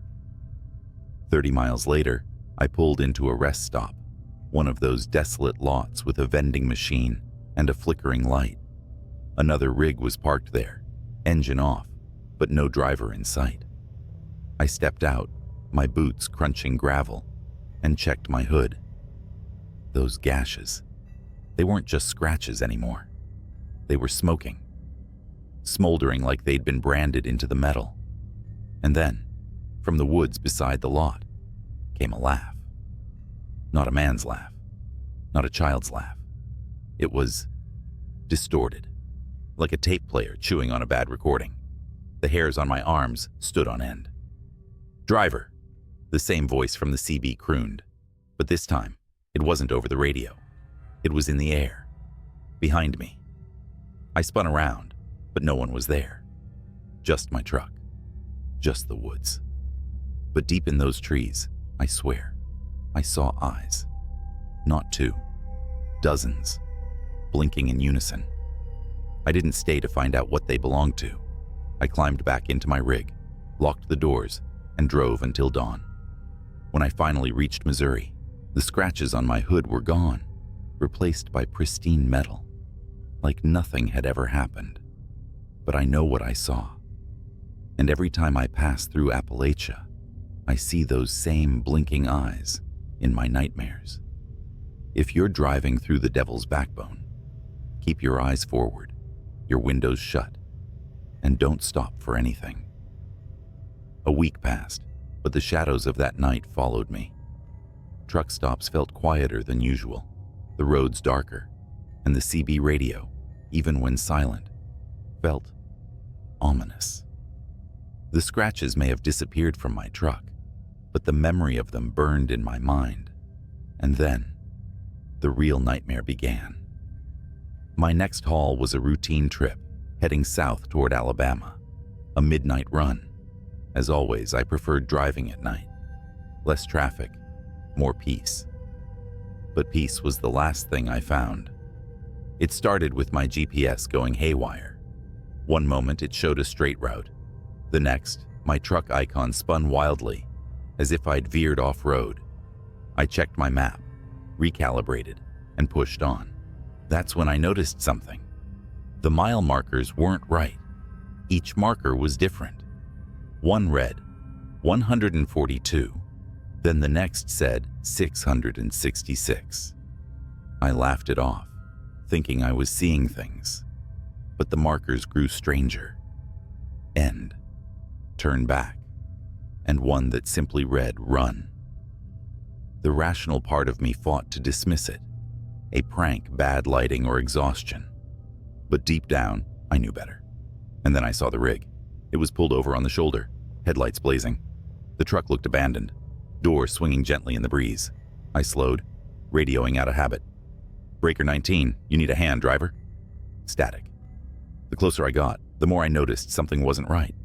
The rig's cab was empty, but the trailer doors hung open, swaying like something or someone had forced them apart. What stopped me cold was the graffiti scrawled across the trailer in thick black letters. Nothing leaves. I slammed the accelerator. My rig roared forward, the abandoned truck disappearing in my mirror. About 10 minutes later, my CB crackled. You left something behind, driver. A voice whispered, raspy and wet, like someone speaking underwater. Who is this? I snapped, my voice shaking. Silence. Then another sound, a scraping, like nails on metal. My stomach dropped as I realized it wasn't coming from the CB. It was coming from the trailer. Whatever it was, it had hitched a ride.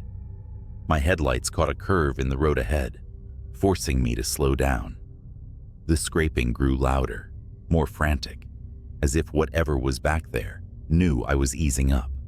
I gripped the wheel, heart pounding, until I couldn't take it anymore. I pulled over, leaving the engine running, and grabbed my flashlight. As I stepped out, the night wrapped around me like a suffocating blanket. The air was heavy, too quiet. I circled to the rear of the trailer, every crunch of gravel under my boots echoing too loud. My flashlight beam trembled as I pointed it at the doors. Deep gouges raked across the metal, forming patterns.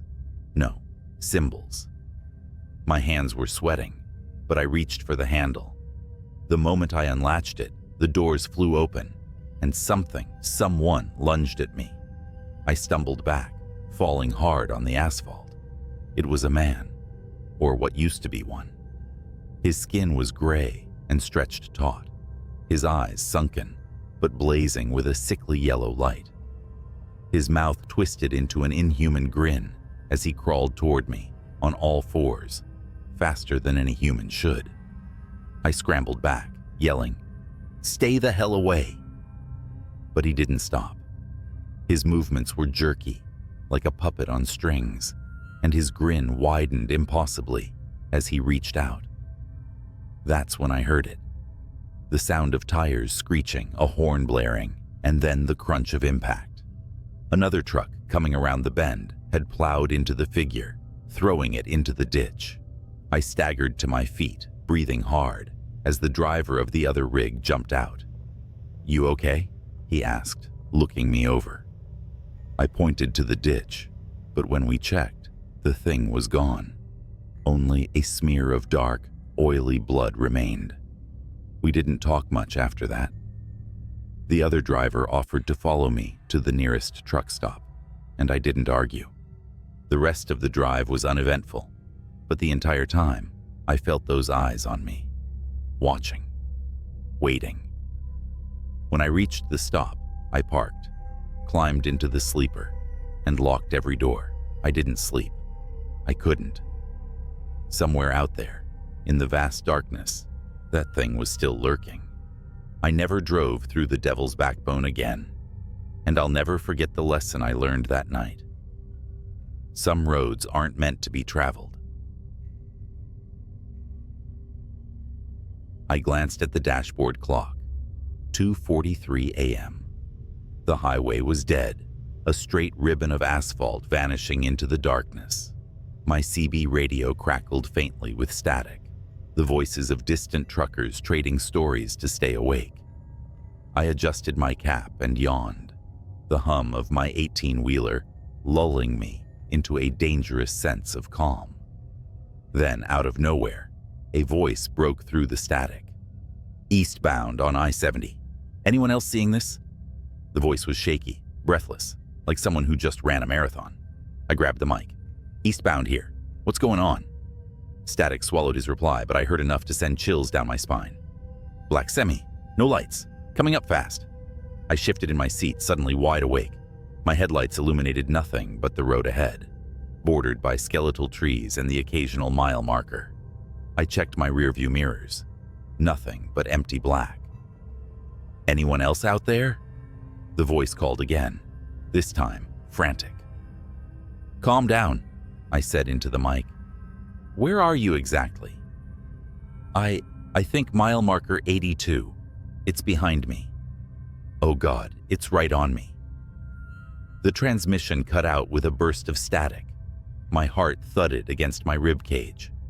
Mile marker 82 was about 10 miles ahead. I pressed harder on the gas, my truck rumbling as it picked up speed.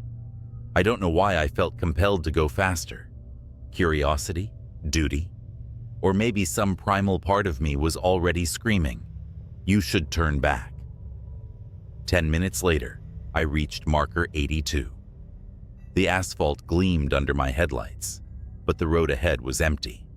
I slowed down, gripping the wheel tighter. My CB buzzed again, but it was faint this time, almost garbled. Don't stop. The message made my skin crawl. I rolled my window down slightly, letting in the cold air. That's when I noticed something. The faint sound of a horn, long and mournful, echoing in the distance. It wasn't coming from the highway ahead. It was coming from behind me. I checked my mirrors again. This time, there it was. Far in the distance, but unmistakable. A massive black semi, its outline barely visible against the night. No headlights, no running lights, just a hulking shadow on wheels. My pulse spiked as I grabbed the CB mic. Whoever's out there, is this some kind of joke? I asked. But my voice betrayed the fear clawing at my throat.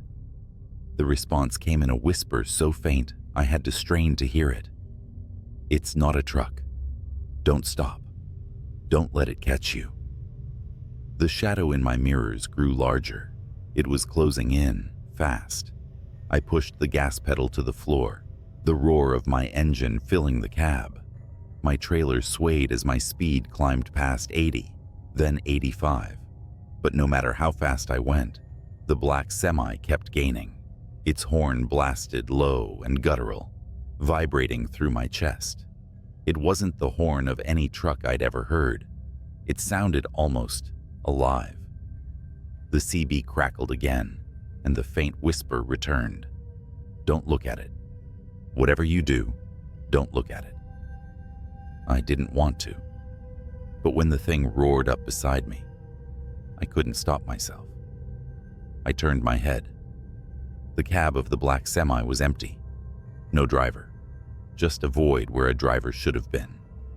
The windows weren't tinted. They were black holes, devouring the light of my headlights. The truck's grille was bent into a wicked snarl, like some kind of metal maw. I yanked my eyes back to the road and slammed the accelerator harder. My truck groaned under the strain.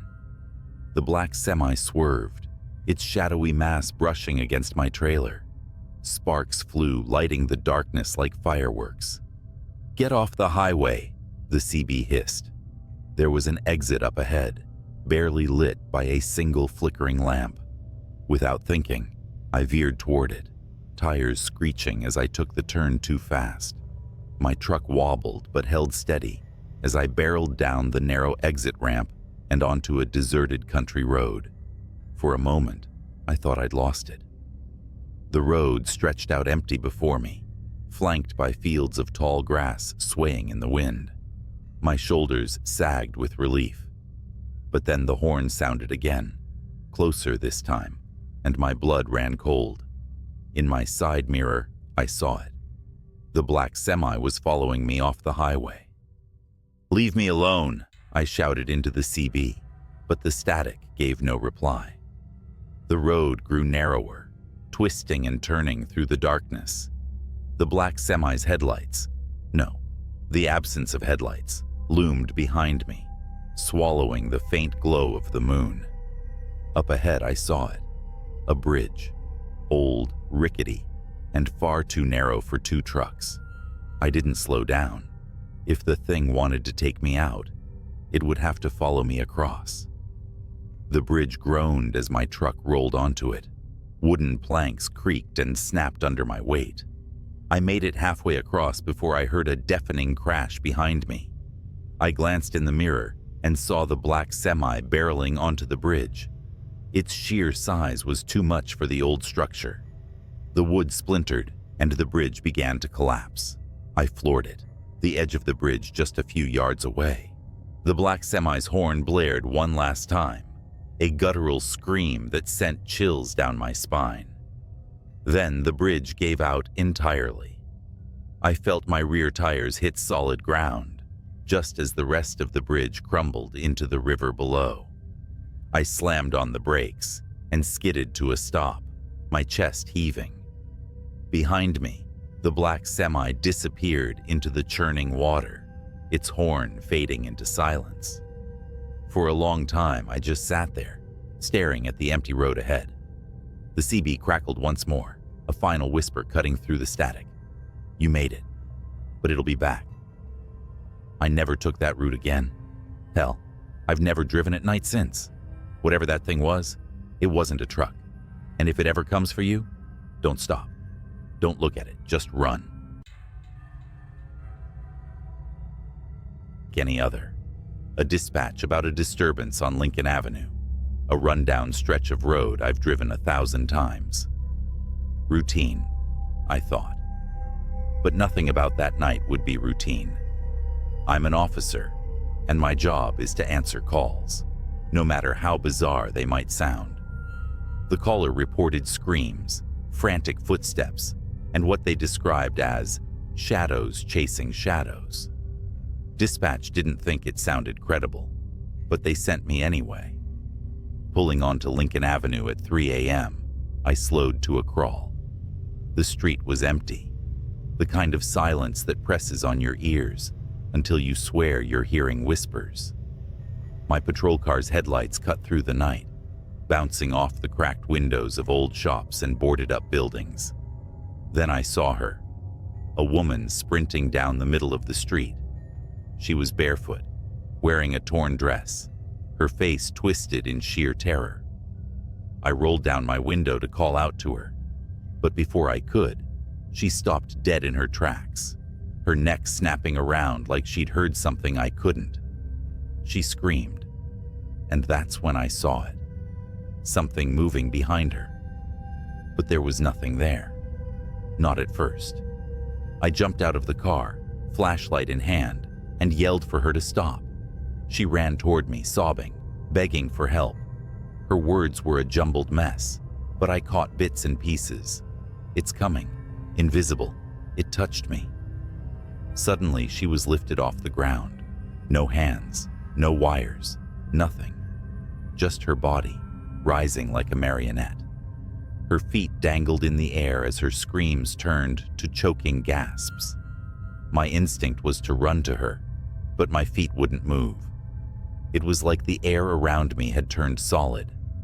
I could only watch as her body twisted unnaturally, her arms and legs contorting in directions they shouldn't go. Then, her head snapped. She fell to the pavement in a heap, lifeless. The silence returned, thick and heavy. My radio crackled with static, but no voices came through. I approached her cautiously, flashlight shaking in my grip. Her wide, glassy eyes stared up at me, mouth frozen, mid-scream. There were bruises around her neck, bruises that didn't look like they came from human hands. I called for backup, but deep down, I knew no one would believe what I just saw.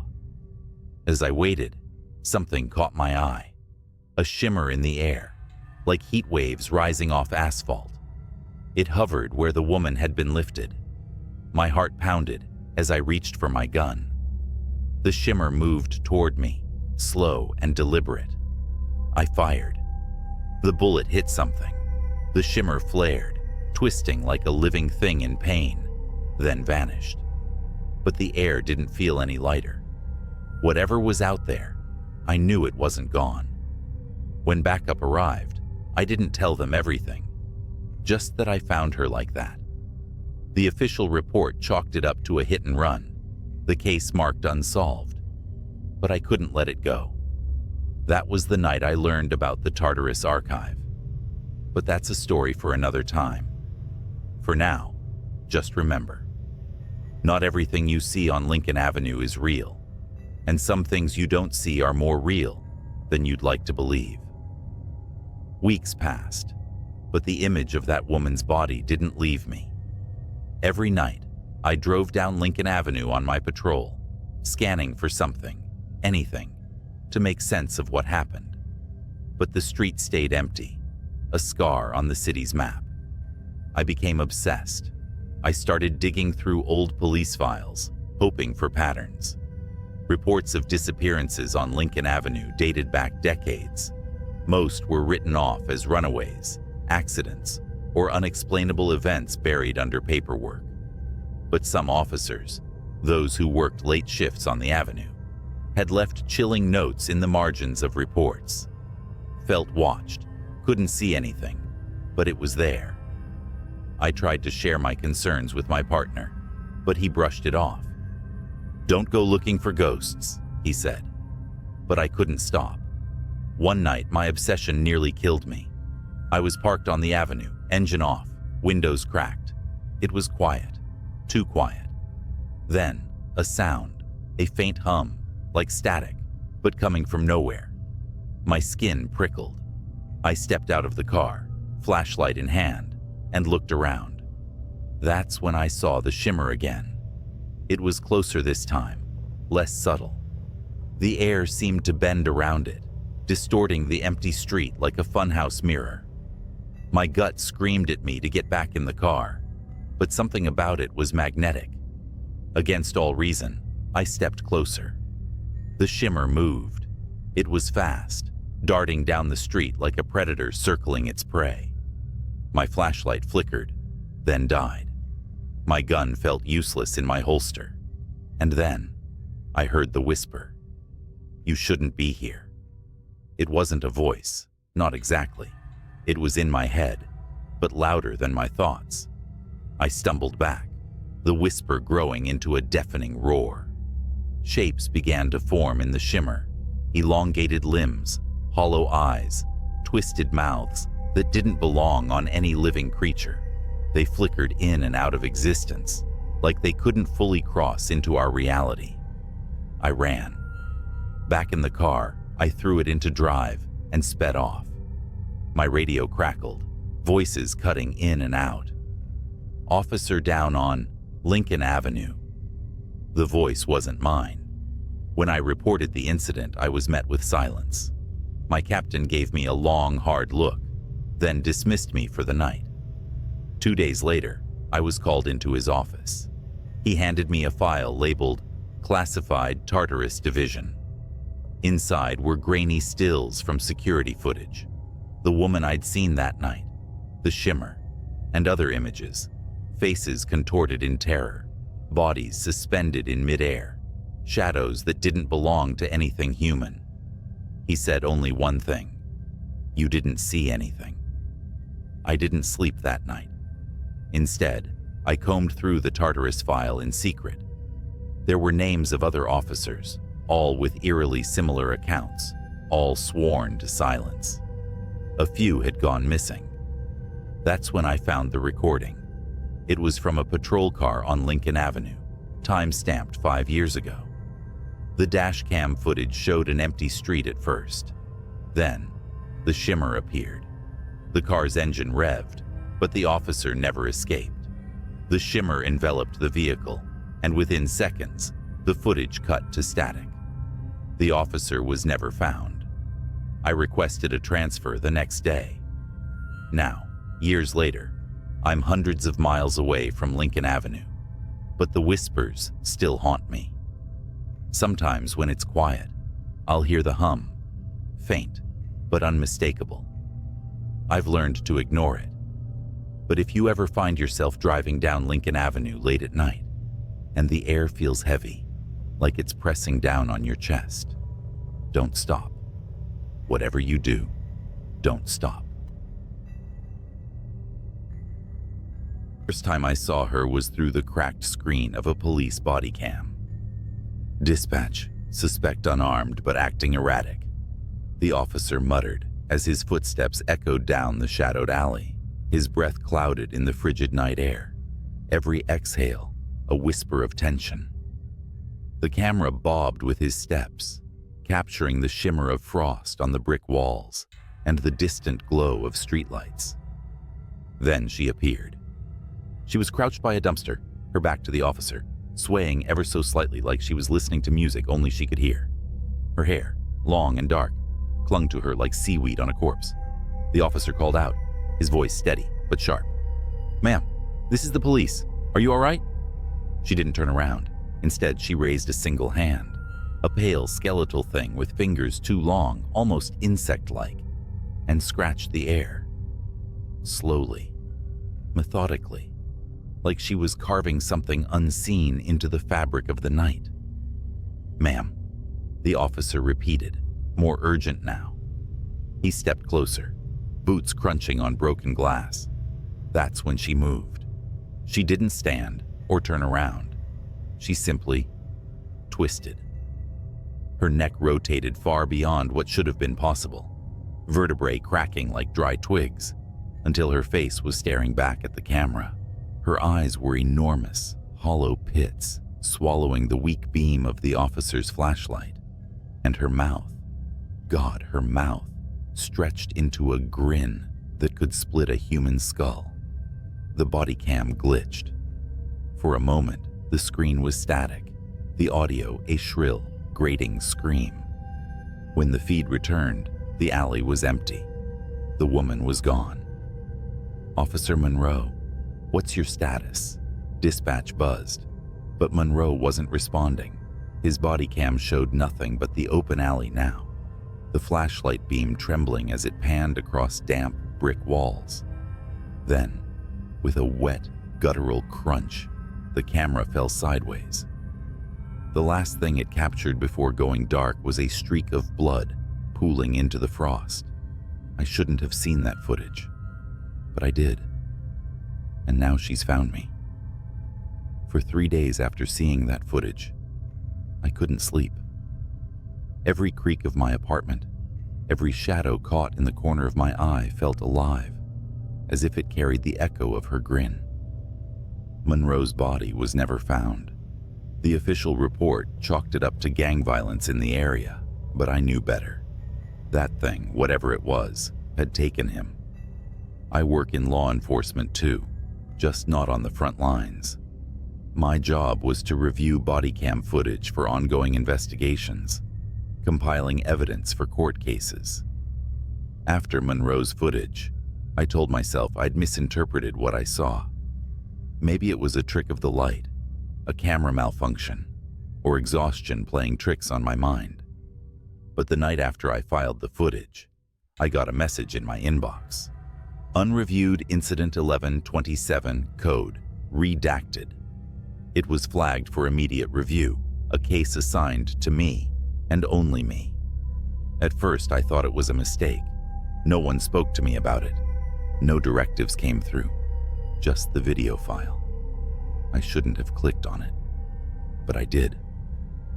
This wasn't from Monroe's district. The footage came from across the city, 3 nights after his disappearance. It showed 2 officers responding to a break-in at a derelict industrial warehouse. Their body cams revealed the scene: rusted machines coated in dust, walls lined with graffiti, and corridors that seemed to stretch forever into the dark. "Anyone here?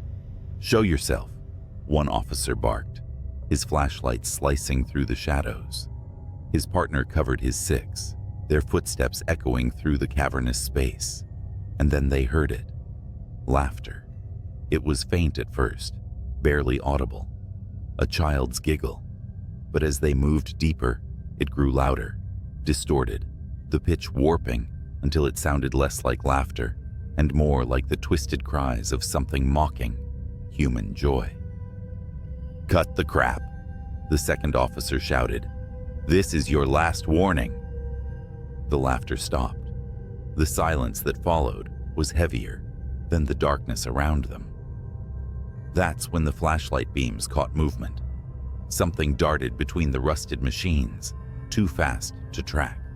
The officers shouted, raising their weapons, but it was no use.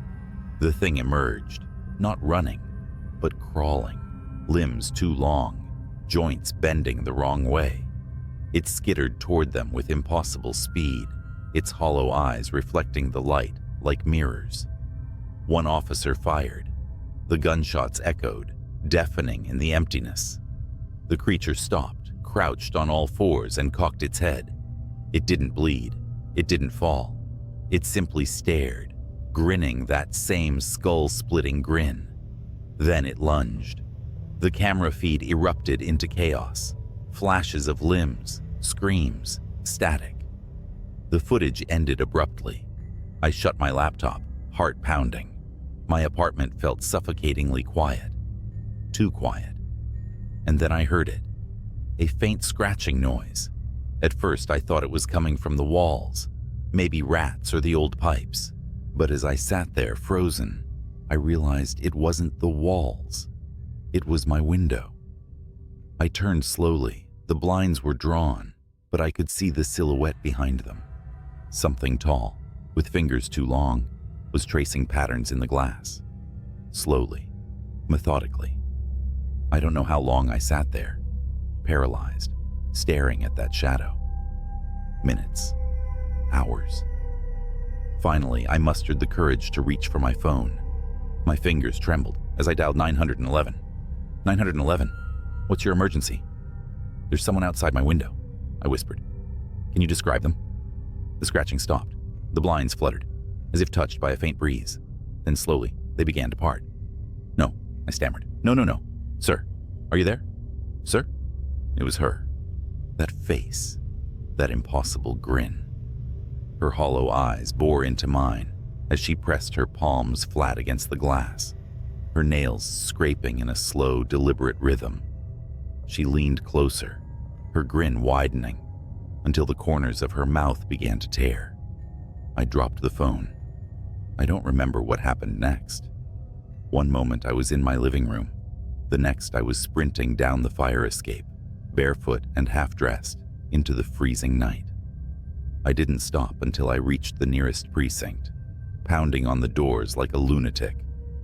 When they finally let me in, I tried to explain what I'd seen, but no one believed me. The footage from Monroe's body cam, gone. The unreviewed file, deleted from the system. They pulled up my personnel file and flagged me for mental health evaluation. I quit the next day. Now I'm writing this from a motel on the edge of town, lights blazing, a chair propped against the door. I don't think it'll matter. Wherever I go, she'll find me. If you're reading this and you work with police footage, take my advice. Don't click on anything marked redacted. And if you ever hear laughter in the dark, run. Don't look back, because no matter how fast you run, she'll be faster. It was just past midnight when my phone buzzed. The caller ID flashed restricted, but something about the timing felt off. I was home alone, sprawled on the couch with a half-empty beer and some late-night TV reruns. The sound of the phone ringing in the quiet room was like a scream. I hesitated but answered anyway. Hello? A voice, frantic and low, whispered, "Are you home? Lock your doors. Now." I froze, every muscle in my body tightening. Who is this? The line clicked dead. Normally I'd brush it off as a prank call or some weirdo, but the tone, that panicked edge, stuck with me. I stood up, every creak of the floor making me flinch, and went to the front door. It was already locked, but I double-checked. Windows, secure, back door, latched tight, satisfied. I sat back down, laughing nervously to myself. Then I saw the police cruiser pull into my driveway. The patrol car's lights weren't flashing, but its mere presence was enough to make my stomach churn. A tall officer stepped out, his silhouette sharp against the dim porch light. He knocked twice, and I debated for half a second whether to open it. "Mister?" His voice carried through the door. I answered cautiously, opening it just enough to meet his eyes. "Yeah? Something wrong?" "We received a report of suspicious activity in the area," he said. His voice was calm, almost rehearsed, but something in his eyes. It wasn't just concern. It was fear. "Have you seen or heard anything unusual tonight?" Well, I got a weird phone call a few minutes ago," I admitted. "Told me to lock my doors." The officer nodded, his hand resting lightly on his holstered gun. "May I come in?" Something in me screamed not to let him, but he was a cop. What else could I do?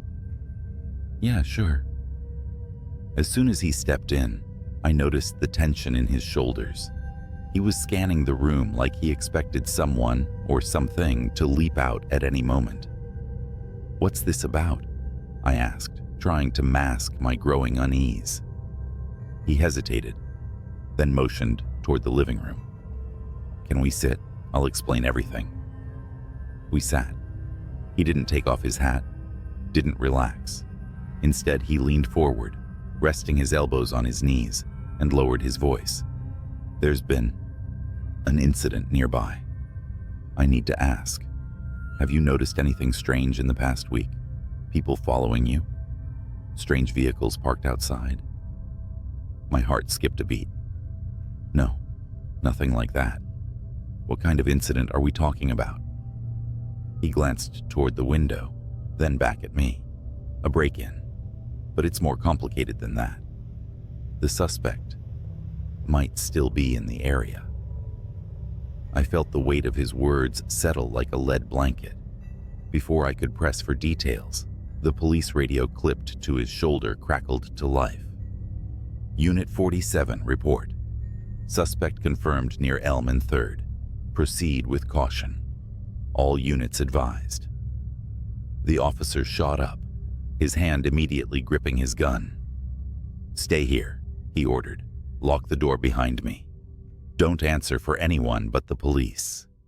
And just like that, he was gone, the red and blue glow of his cruiser fading down the street. I locked the door as he instructed, but the silence that followed was unbearable. That's when I noticed something. The basement door. It was slightly ajar.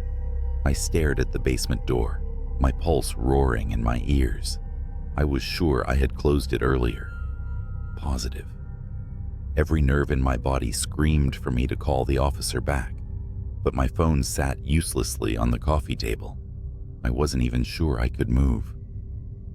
Then came the sound. A soft, deliberate creak, like someone shifting their weight on the wooden basement steps. I backed away instinctively, eyes locked on the gap where the door hung slightly open. The living room suddenly felt suffocating. Every shadow stretched longer, every sound amplified. I grabbed the nearest thing resembling a weapon, a heavy floor lamp, and inched closer to the door. "Hello?" My voice barely broke a whisper. Idiotic.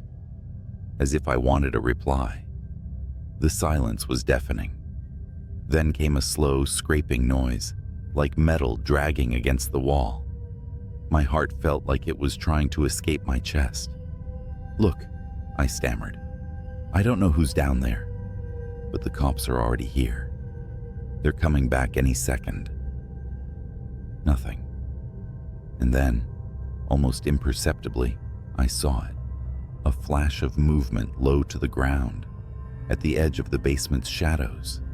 I stepped back, holding the lamp like a bat, and shouted, "I'm armed. Come out now." The basement door slammed shut. Hard. I stumbled backward, my breath coming in shallow gasps. I didn't have time to think. My brain screamed run, but my legs wouldn't cooperate. Then the floor lamp's light flickered and died, plunging the room into a thick, oppressive darkness. And that's when the doorknob started to turn. The logical part of my brain was gone, overtaken by pure primal fear. I bolted for the kitchen, skidding on the tile as I grabbed the biggest knife I could find. The house was silent again. But I knew I wasn't alone. I tried to force my trembling fingers to dial 911, but the phone buzzed with a new notification. A single text message: "Get out." The number was restricted. As if on cue, the basement door creaked open. Heavy, deliberate footsteps echoed on the stairs. I pressed myself against the far wall of the kitchen, knife in hand, when I saw him step into view. It wasn't the cop. The man was tall and wiry, his face obscured by some kind of crude mask, a burlap sack with slits for eyes. He held a crowbar in one hand, tapping it rhythmically against the wall as he stepped into the living room. "You're making this harder than it needs to be," he rasped, his voice low and gravelly. "Come out now, and I'll make it quick." I froze, barely breathing, as he scanned the room. His head tilted, and he sniffed the air like a predator. Then he turned, heading for the hallway that led to the kitchen. I wasn't going to wait for him to find me. As soon as his back was turned, I bolted. I sprinted through the side door into the yard, knife still clutched in my hand. The cold air hit me like a slap, but I didn't stop. I ran toward the street, praying the officer's cruiser would still be close. Instead, I saw two figures standing in the shadows near the curb. "Help!" I screamed, desperate, running toward them. They stepped into the light. It was the officer. But standing next to him was another man, wearing a matching police uniform. Same height, same build, same badge. My brain struggled to process it, and before I could stop myself, I blurted, "What?" The officer I'd let into my house earlier raised his gun. "On the ground, now." I didn't move. Couldn't. The other officer, the real one, looked just as confused as I felt. He put a hand on his holster, his expression sharp. "What's going on here?" The man with the gun didn't answer. His eyes darted toward the house, and for a fraction of a second, I saw it. The tiniest shift in his demeanor. Panic. He wasn't a cop. "Drop the gun," the second officer barked, stepping forward. And then, chaos. The fake cop turned and bolted, disappearing into the dark. The real officer chased him, shouting into his radio for backup. I stood there trembling, clutching my knife, trying to make sense of what had just happened. Behind me, from the open basement door, came a low, guttural laugh. I didn't wait. I ran. The real police arrived minutes later. They searched the house, the basement, the yard, but whoever or whatever had been there was gone. No fingerprints, no sign of forced entry. Nothing. The officer who'd chased the imposter returned, his face pale. He told me the man had vanished into the woods, leaving behind a discarded mask and the empty shell of a police cruiser. "That guy in your house?" the officer said, his voice grave. "He's been posing as law enforcement for months, breaking in, stalking people. You're lucky to be alive." Lucky. That word stuck with me. I moved out of that house the next day, left the city altogether. But every night I still wake up in a cold sweat, hearing the creak of the basement stairs.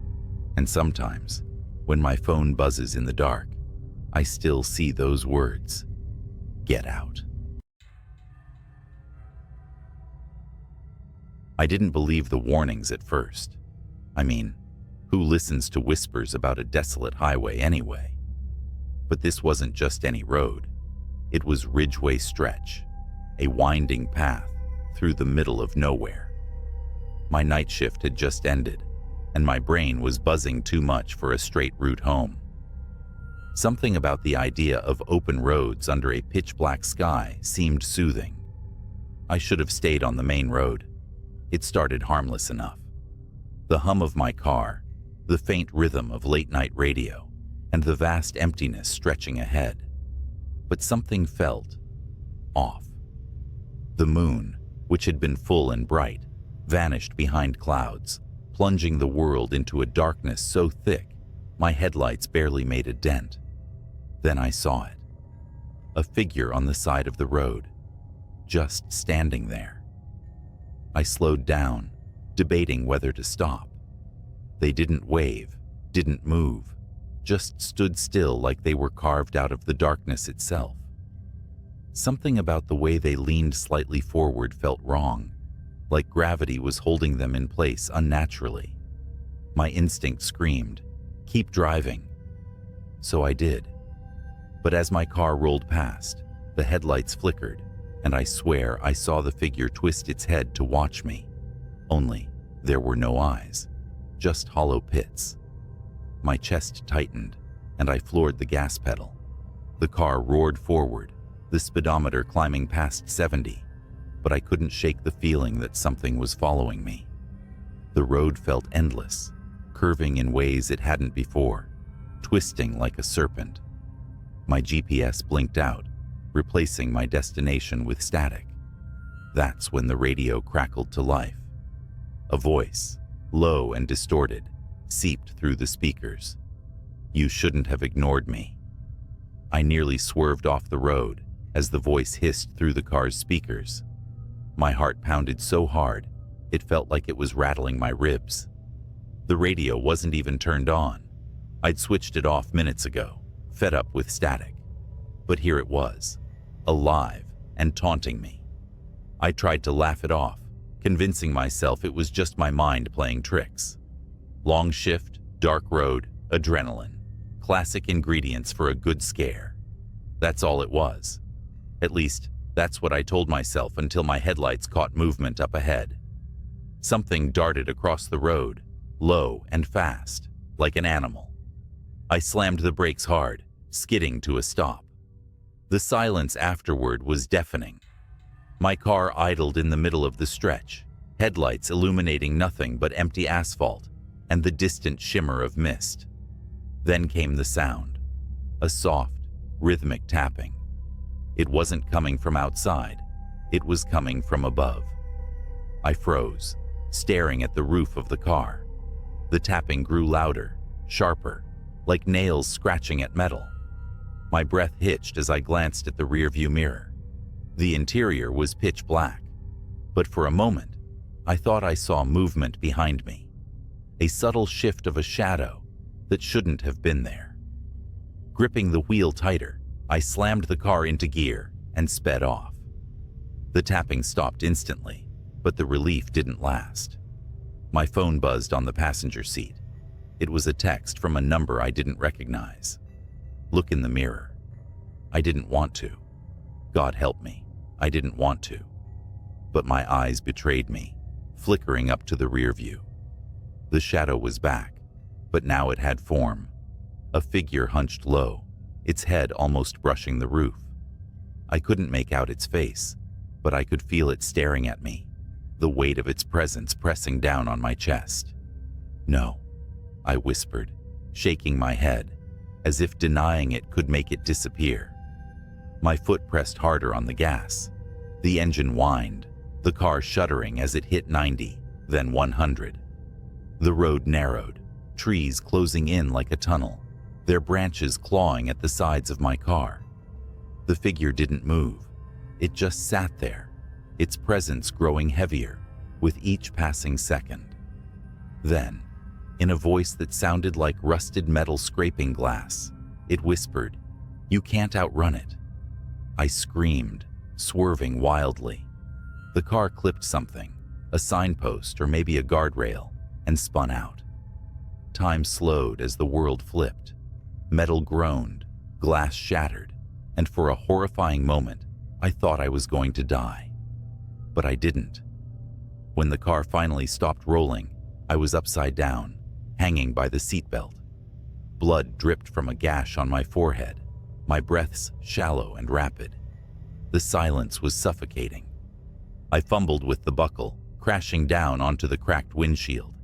Every muscle in my body screamed as I crawled out of the wreckage. The night was eerily calm. My car lay in a mangled heap, steam hissing from the engine. The road was gone.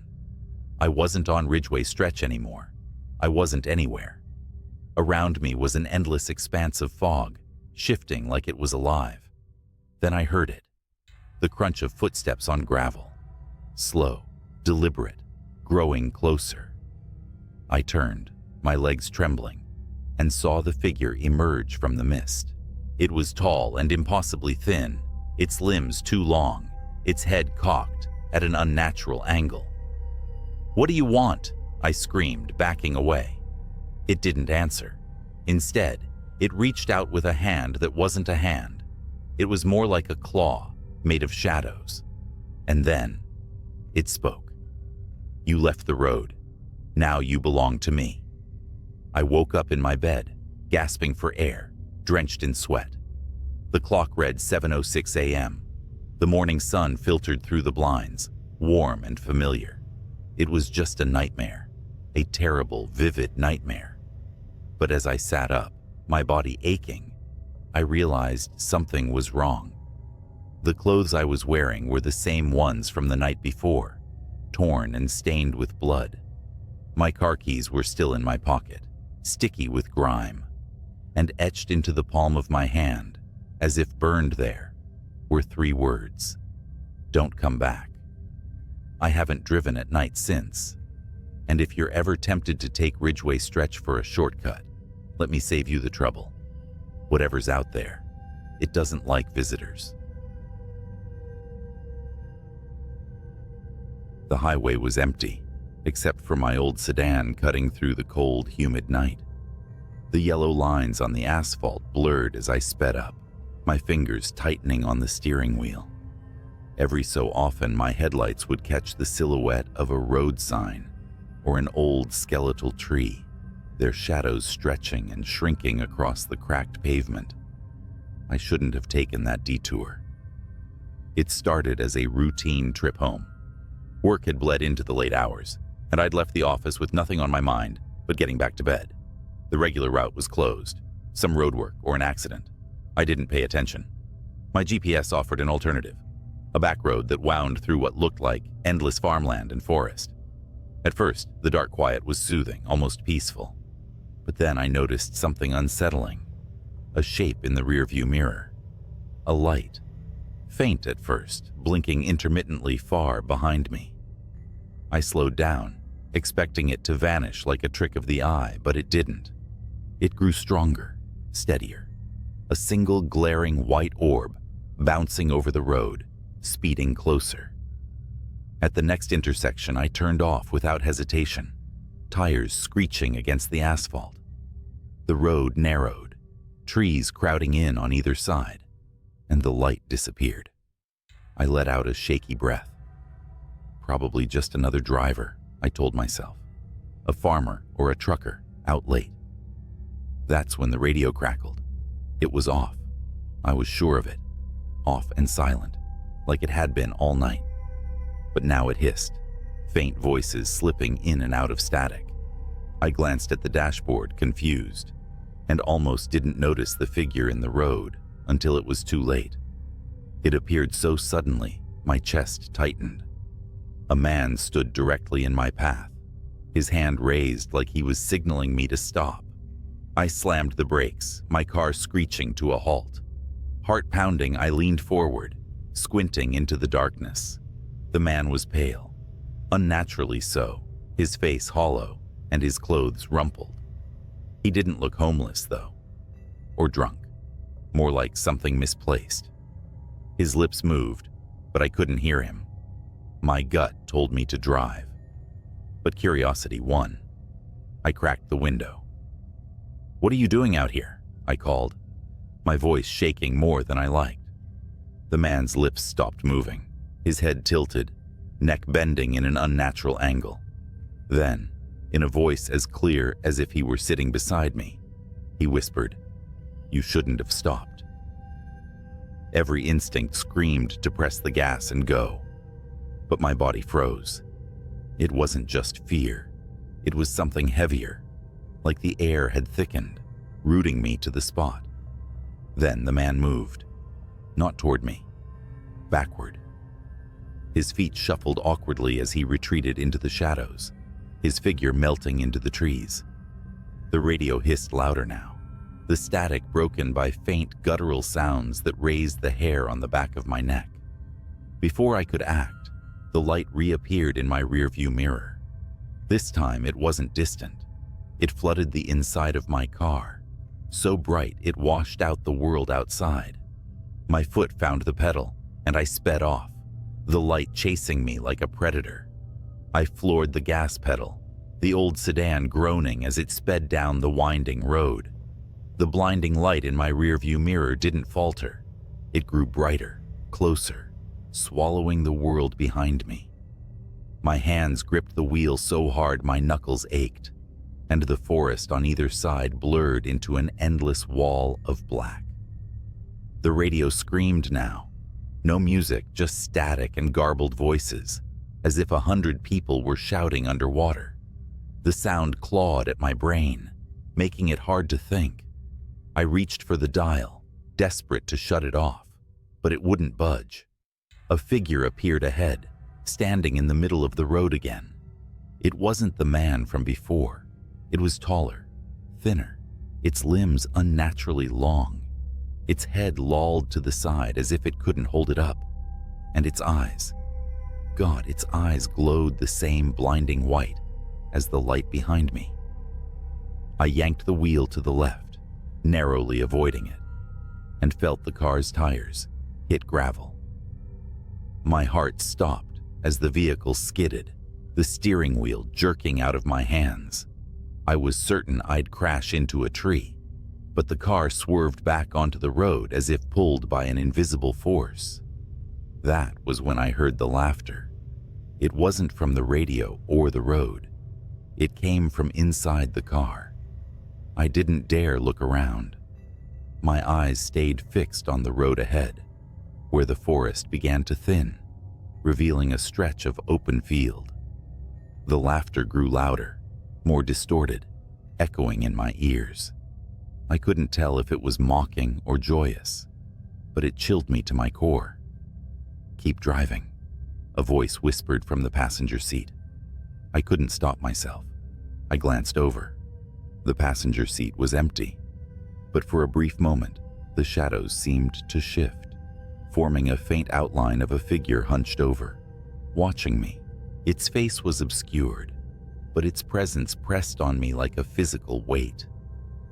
The light in the rearview mirror was gone now, but I didn't dare slow down. My car roared across the field, the tires thumping over uneven ground. The open space should have felt like relief, but the darkness here was heavier, more oppressive. It swallowed the stars and the moon, leaving only my dim headlights cutting through the void. Then my engine sputtered. No, I muttered, slamming my foot on the pedal. The car jerked forward but lost speed, its protests growing louder with each passing second. Finally, it rolled to a stop, the engine clicking as it died. The headlights flickered, then went out, leaving me in absolute darkness. For a long moment, there was silence, and then I heard it.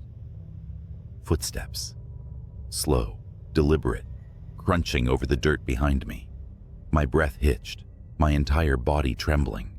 I fumbled for my phone, desperate to turn on its flashlight, but it slipped from my hands and fell somewhere under the seat. The footsteps stopped. A faint glow appeared in the distance, the same orb of light I'd seen earlier. It hovered, pulsating like a heartbeat, and slowly began to move toward me. I scrambled out of the car, my legs weak, my body screaming to run, but unable to obey. The orb floated closer, illuminating the field in its eerie, shifting glow. And then I saw them. Figures stood all around me, their outlines faint and flickering, like static on an old TV. They were just outside the orb's reach, encircling me. Their faces were blank, no features, no eyes, just smooth, pale surfaces that tilted toward me as if watching. The orb stopped a few feet away, hovering in the air, I stared at it, mesmerized, as it began to change. Its light dimmed, revealing a swirling gas-like surface that twisted and turned. The figures stepped closer, their movements jerky, unnatural. I forced myself to move, stumbling backward. My hand brushed against something cold and metal. The car's door. Without thinking, I climbed back inside and locked the doors, as if that could protect me. The orb didn't follow. Instead, it began to stretch and shift, forming a long, thin shape that resembled an arm. The limb extended toward the car, its fingers tapping gently on the windshield. Tap, tap, tap. The radio crackled to life again, this time with a single clear voice. Run. The orb exploded in a blinding flash of light, and I screamed, shielding my eyes. When I dared to look again, the figures were gone. The field was empty, silent, except for the faint hum of my engine sputtering back to life. I didn't question it. I slammed the car into gear and sped off, not caring where the road led, as long as it was away. The orb's glow lingered in my rearview mirror for miles, like a distant star, before finally fading into the night. I made it home just before dawn, my hands still trembling as I shut the door behind me. Sleep didn't come that morning, or the next night. I still see the orb sometimes, in the corner of my vision, when I'm driving alone, and I never ever take the back roads anymore. It's a quiet November night, and you're driving along a winding country road, the kind that feels endless, flanked by skeletal trees, clawing at the dark sky. The kind of night where even the stars seem to shy away, leaving you under a dome of oppressive blackness. Your high beams carve a narrow path ahead, illuminating only the cold asphalt and the occasional reflector post. You weren't supposed to take this road, but the GPS rerouted you due to an accident on the interstate, and now you're here, on this godforsaken road, miles from anywhere. And then you see it, a figure. It's standing at the edge of the road, barely illuminated by your headlights. Instinctively, your foot eases off the accelerator. They're not waving you down, not signaling for help. They're just standing there, facing the road, facing you. Your brain tries to rationalize it. Maybe it's a stranded motorist, a jogger. But why here? Why now? The figure doesn't move. It's when you draw closer that the dread sets in. They're dressed in a coat far too light for the weather, their head hanging at an angle that makes your neck hurt just looking at it. You squint, heart hammering. Their face is obscured, shadowed, or maybe featureless. Your gut screams at you to keep driving. Just keep going. Don't stop. But something, some damnable magnetic pull, makes you slow down. You stop the car about 20 feet away. The figure doesn't react. It's as if they don't notice your car or don't care. You flick on your brights, flooding the road with light, and they're gone. No, not gone. Moved. You see them now, but they're off the road, deeper into the trees, standing just at the edge of the beam's reach, still as a statue watching. You don't know why, but you roll down the window just a crack. Maybe it's curiosity. Maybe it's that human instinct to do the worst possible thing in a dangerous situation. Your voice feels small in the yawning silence. Hey, you need help? No response. The figure doesn't move, but the trees behind them sway slightly in the wind, or at least you think it's the wind. It's hard to tell because you hear nothing. No rustle of leaves, no distant hum of crickets, just the engine's low growl and your own breathing, sharp and uneven. You start to second-guess yourself. Maybe you imagined them moving off the road. Maybe your tired brain is playing tricks. But then your headlights flicker. Not off, not entirely, but enough to make your stomach drop. The beams dim for a split second, and when they come back, The figure is closer, much closer. They're at the edge of the ditch now, their face, or the void where their face should be, angled directly at you. Your chest tightens as you realize you can't make out any features, no eyes, no mouth, just a smooth expanse of pale skin. And then you notice something else. Their hands, long, wrong, like talons, hanging just a little too low, the fingers unnaturally thin and curling slightly, as if they're waiting to grasp something. Your survival instincts kick in. You slam the window shut and put the car in gear. You're not staying here. Not tonight. Not for anyone or anything.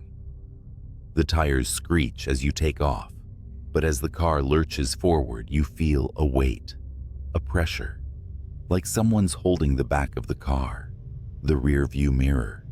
You know you shouldn't look, but your eyes dart to it anyway, and they're there, perched on the trunk, their hands splayed out against the glass, fingers stretching impossibly long. They're still featureless, but you swear you can feel them looking at you, through you. You scream and stomp the gas. The car roars, the tires find grip, and for a second, you think you're free. The figure slides off the back, disappearing into the dark road behind you. Relief washes over you in a cold wave, but then something taps the window. Once, twice, a rhythmic knock, deliberate and unhurried. It's coming from the passenger side. You whip your head around. The figure is sitting in the seat beside you, impossibly calm, hands resting on their knees like they've been there the whole time. The inside of the car reeks now, like wet earth and decay.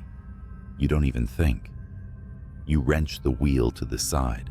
The car fishtails, and you barely manage to keep it from rolling as it screeches to a halt in the middle of the road. You throw open the door and bolt into the woods, leaving the car behind. Branches slash at your arms and face as you run. You don't know where you're going, but anywhere is better than here. The figure doesn't chase you, at least not in the way you expect. You can't see them, but you feel them. Their presence is heavy, like the air is pressing down on you. Every shadow seems alive, every sound amplified. Finally, you burst into a clearing and collapse to your knees. The moonlight bathes the open space, giving you the first sense of security you've felt all night.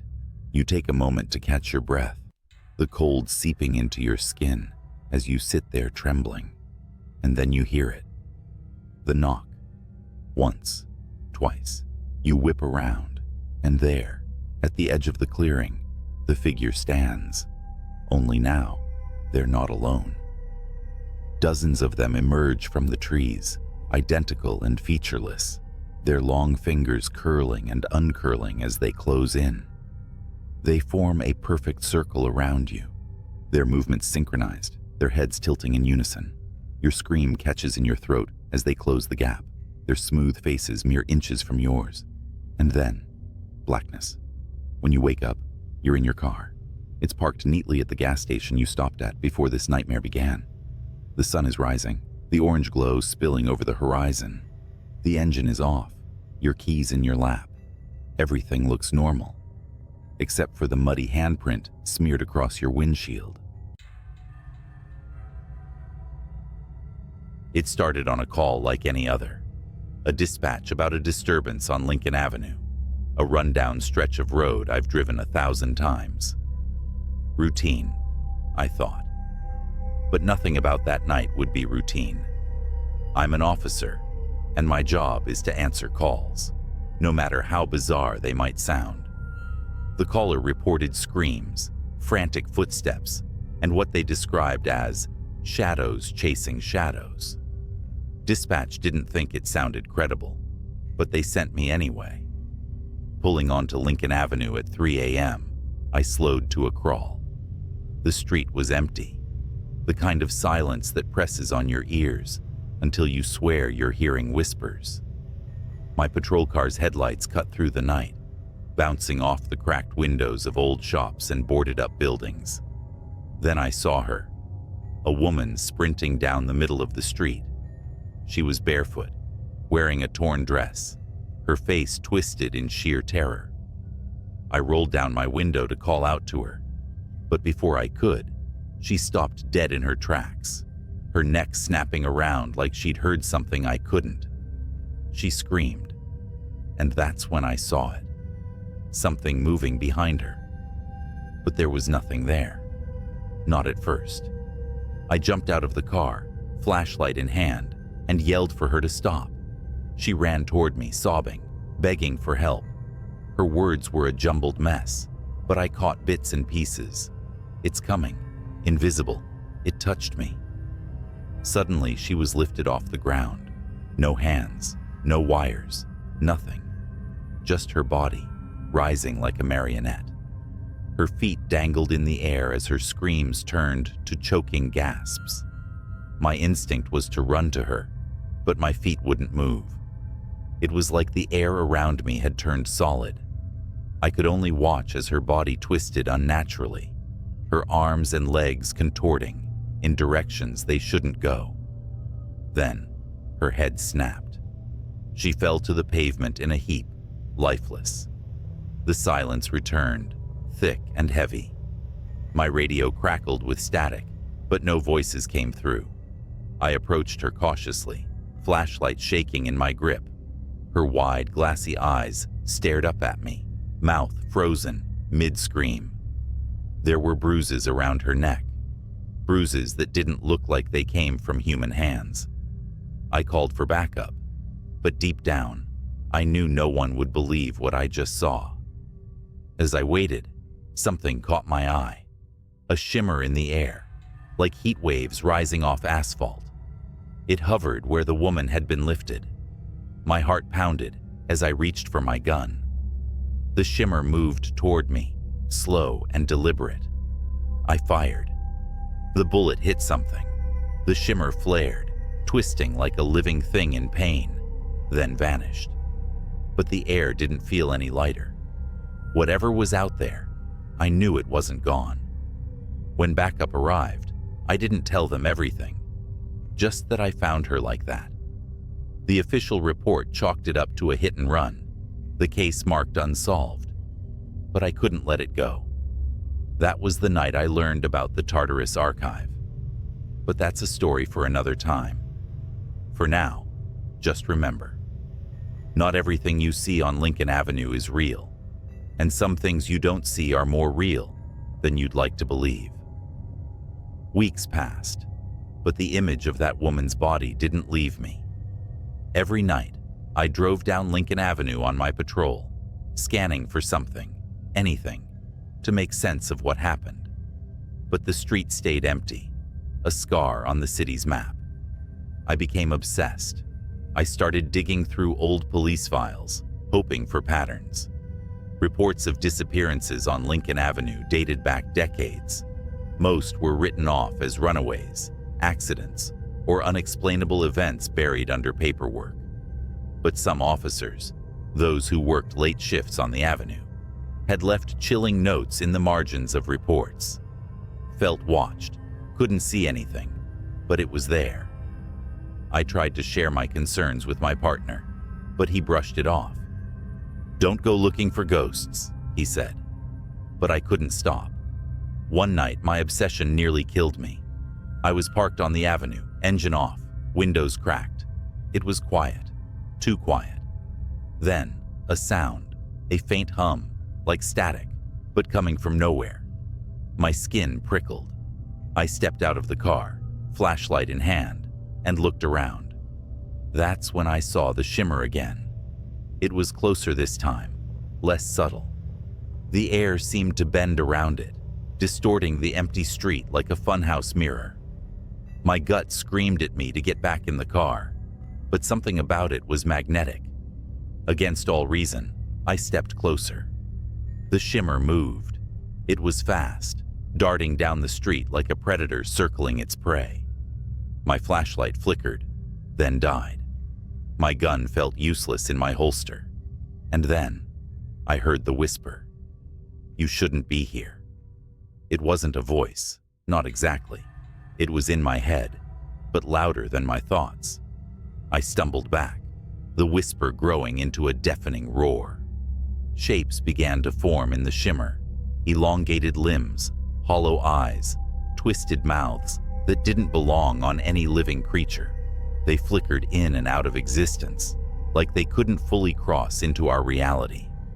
I ran. Back in the car, I threw it into drive and sped off. My radio crackled, voices cutting in and out. "Officer down on Lincoln Avenue." The voice wasn't mine.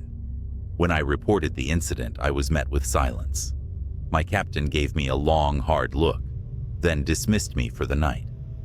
2 days later, I was called into his office. He handed me a file labeled Classified Tartarus Division. Inside were grainy stills from security footage, the woman I'd seen that night, the shimmer, and other images, faces contorted in terror, bodies suspended in midair, shadows that didn't belong to anything human. He said only one thing: "You didn't see anything." I didn't sleep that night. Instead, I combed through the Tartarus file in secret. There were names of other officers, all with eerily similar accounts, all sworn to silence. A few had gone missing. That's when I found the recording. It was from a patrol car on Lincoln Avenue, time-stamped 5 years ago. The dash cam footage showed an empty street at first. Then, the shimmer appeared. The car's engine revved, but the officer never escaped. The shimmer enveloped the vehicle, and within seconds, the footage cut to static. The officer was never found. I requested a transfer the next day. Now, years later, I'm hundreds of miles away from Lincoln Avenue, but the whispers still haunt me. Sometimes when it's quiet, I'll hear the hum, faint but unmistakable. I've learned to ignore it. But if you ever find yourself driving down Lincoln Avenue late at night, and the air feels heavy, like it's pressing down on your chest, don't stop. Whatever you do, don't stop.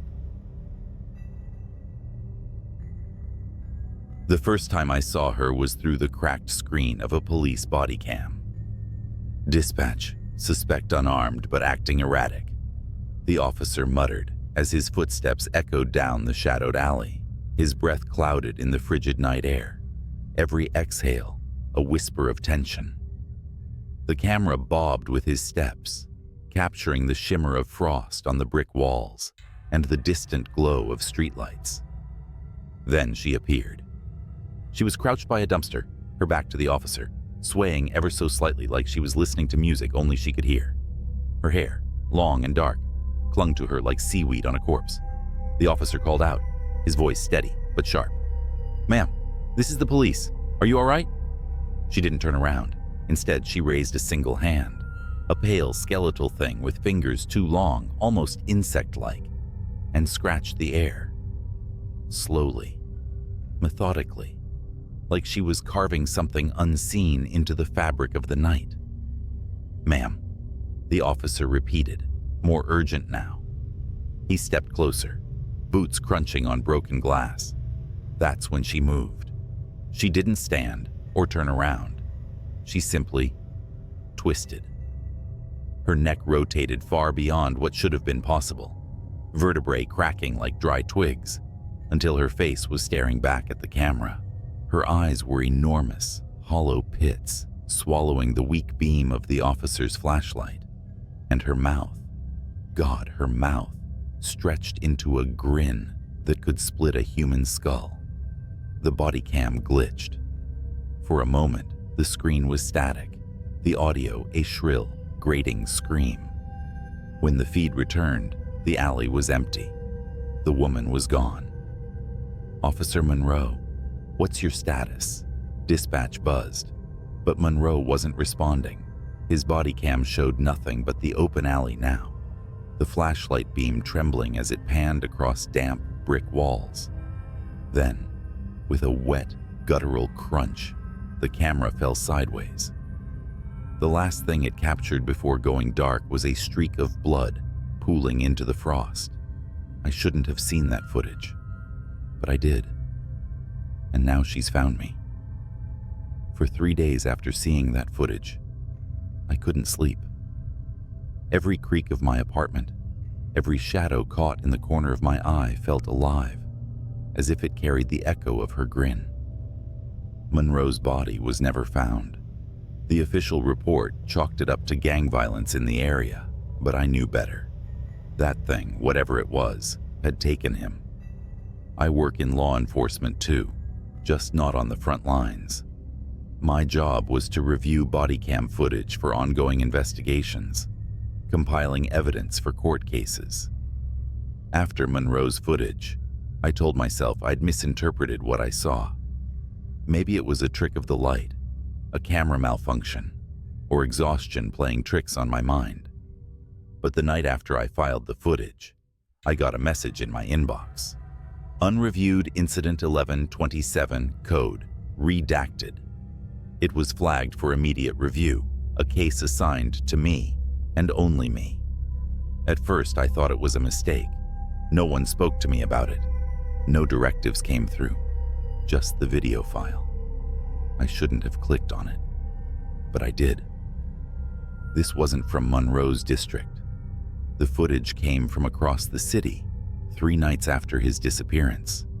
It showed 2 officers responding to a break-in at a derelict industrial warehouse.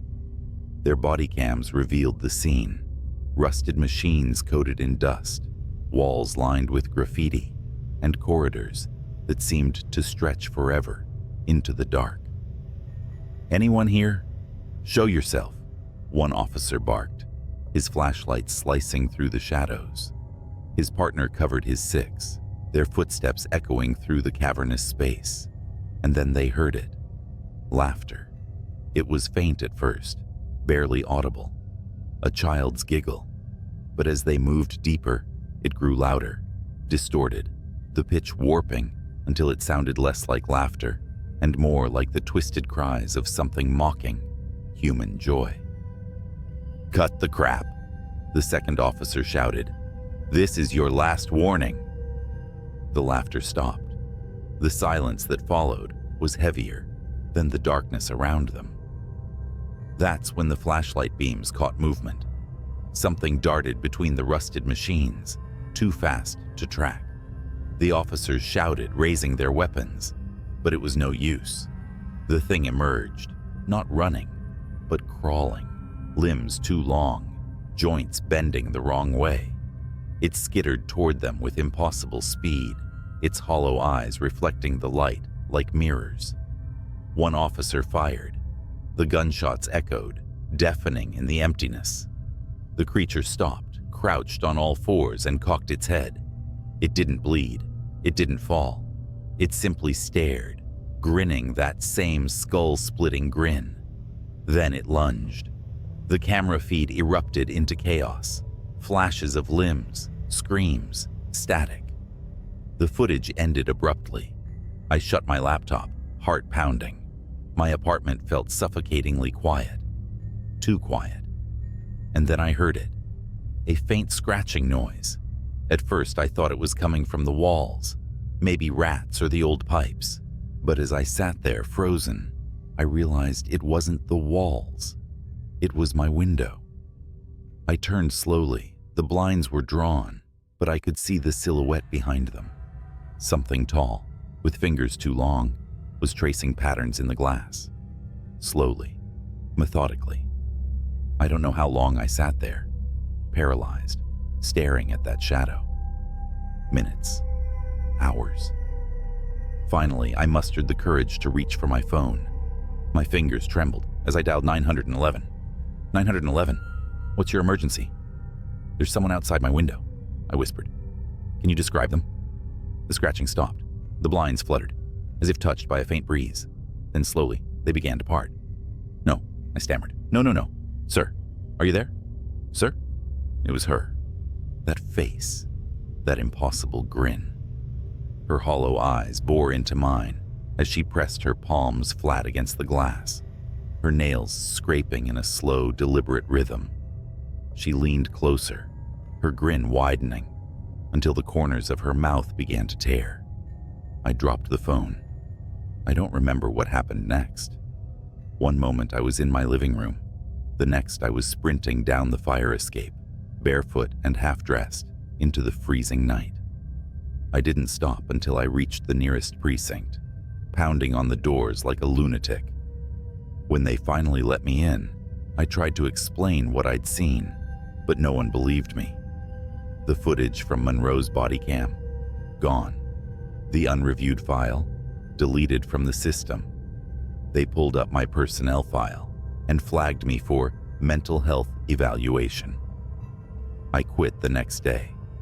Now I'm writing this from a motel on the edge of town, lights blazing, a chair propped against the door. I don't think it'll matter. Wherever I go, she'll find me. If you're reading this and you work with police footage, take my advice. Don't click on anything marked redacted. And if you ever hear laughter in the dark, run. Don't look back, because no matter how fast you run, she'll be faster. It was just past midnight when my phone buzzed. The caller ID flashed restricted, but something about the timing felt off. I was home alone, sprawled on the couch with a half-empty beer and some late-night TV reruns. The sound of the phone ringing in the quiet room was like a scream. I hesitated but answered anyway. Hello? A voice, frantic and low, whispered, "Are you home? Lock your doors. Now." I froze, every muscle in my body tightening. "Who is this?" The line clicked dead. Normally I'd brush it off as a prank call or some weirdo, but the tone, that panicked edge, stuck with me.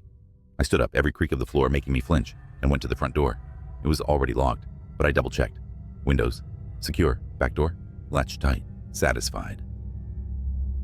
I sat back down, laughing nervously to myself. Then I saw the police cruiser pull into my driveway. The patrol car's lights weren't flashing, but its mere presence was enough to make my stomach churn. A tall officer stepped out, his silhouette sharp against the dim porch light. He knocked twice, and I debated for half a second whether to open it. "Mister?" His voice carried through the door. I answered cautiously, opening it just enough to meet his eyes. "Yeah? Something wrong?"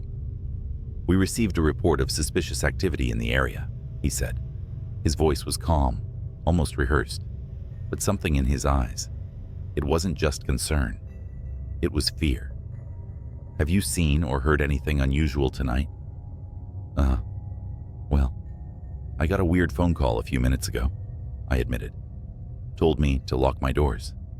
The officer nodded, his hand resting lightly on his holstered gun. "May I come in?" Something in me screamed not to let him, but he was a cop. What else could I do? "Yeah, sure." As soon as he stepped in, I noticed the tension in his shoulders. He was scanning the room like he expected someone or something to leap out at any moment. "What's this about?" I asked, trying to mask my growing unease. He hesitated, then motioned toward the living room. "Can we sit? I'll explain everything." We sat. He didn't take off his hat, didn't relax. Instead, he leaned forward, resting his elbows on his knees, and lowered his voice. "There's been an incident nearby. I need to ask. Have you noticed anything strange in the past week? People following you? Strange vehicles?"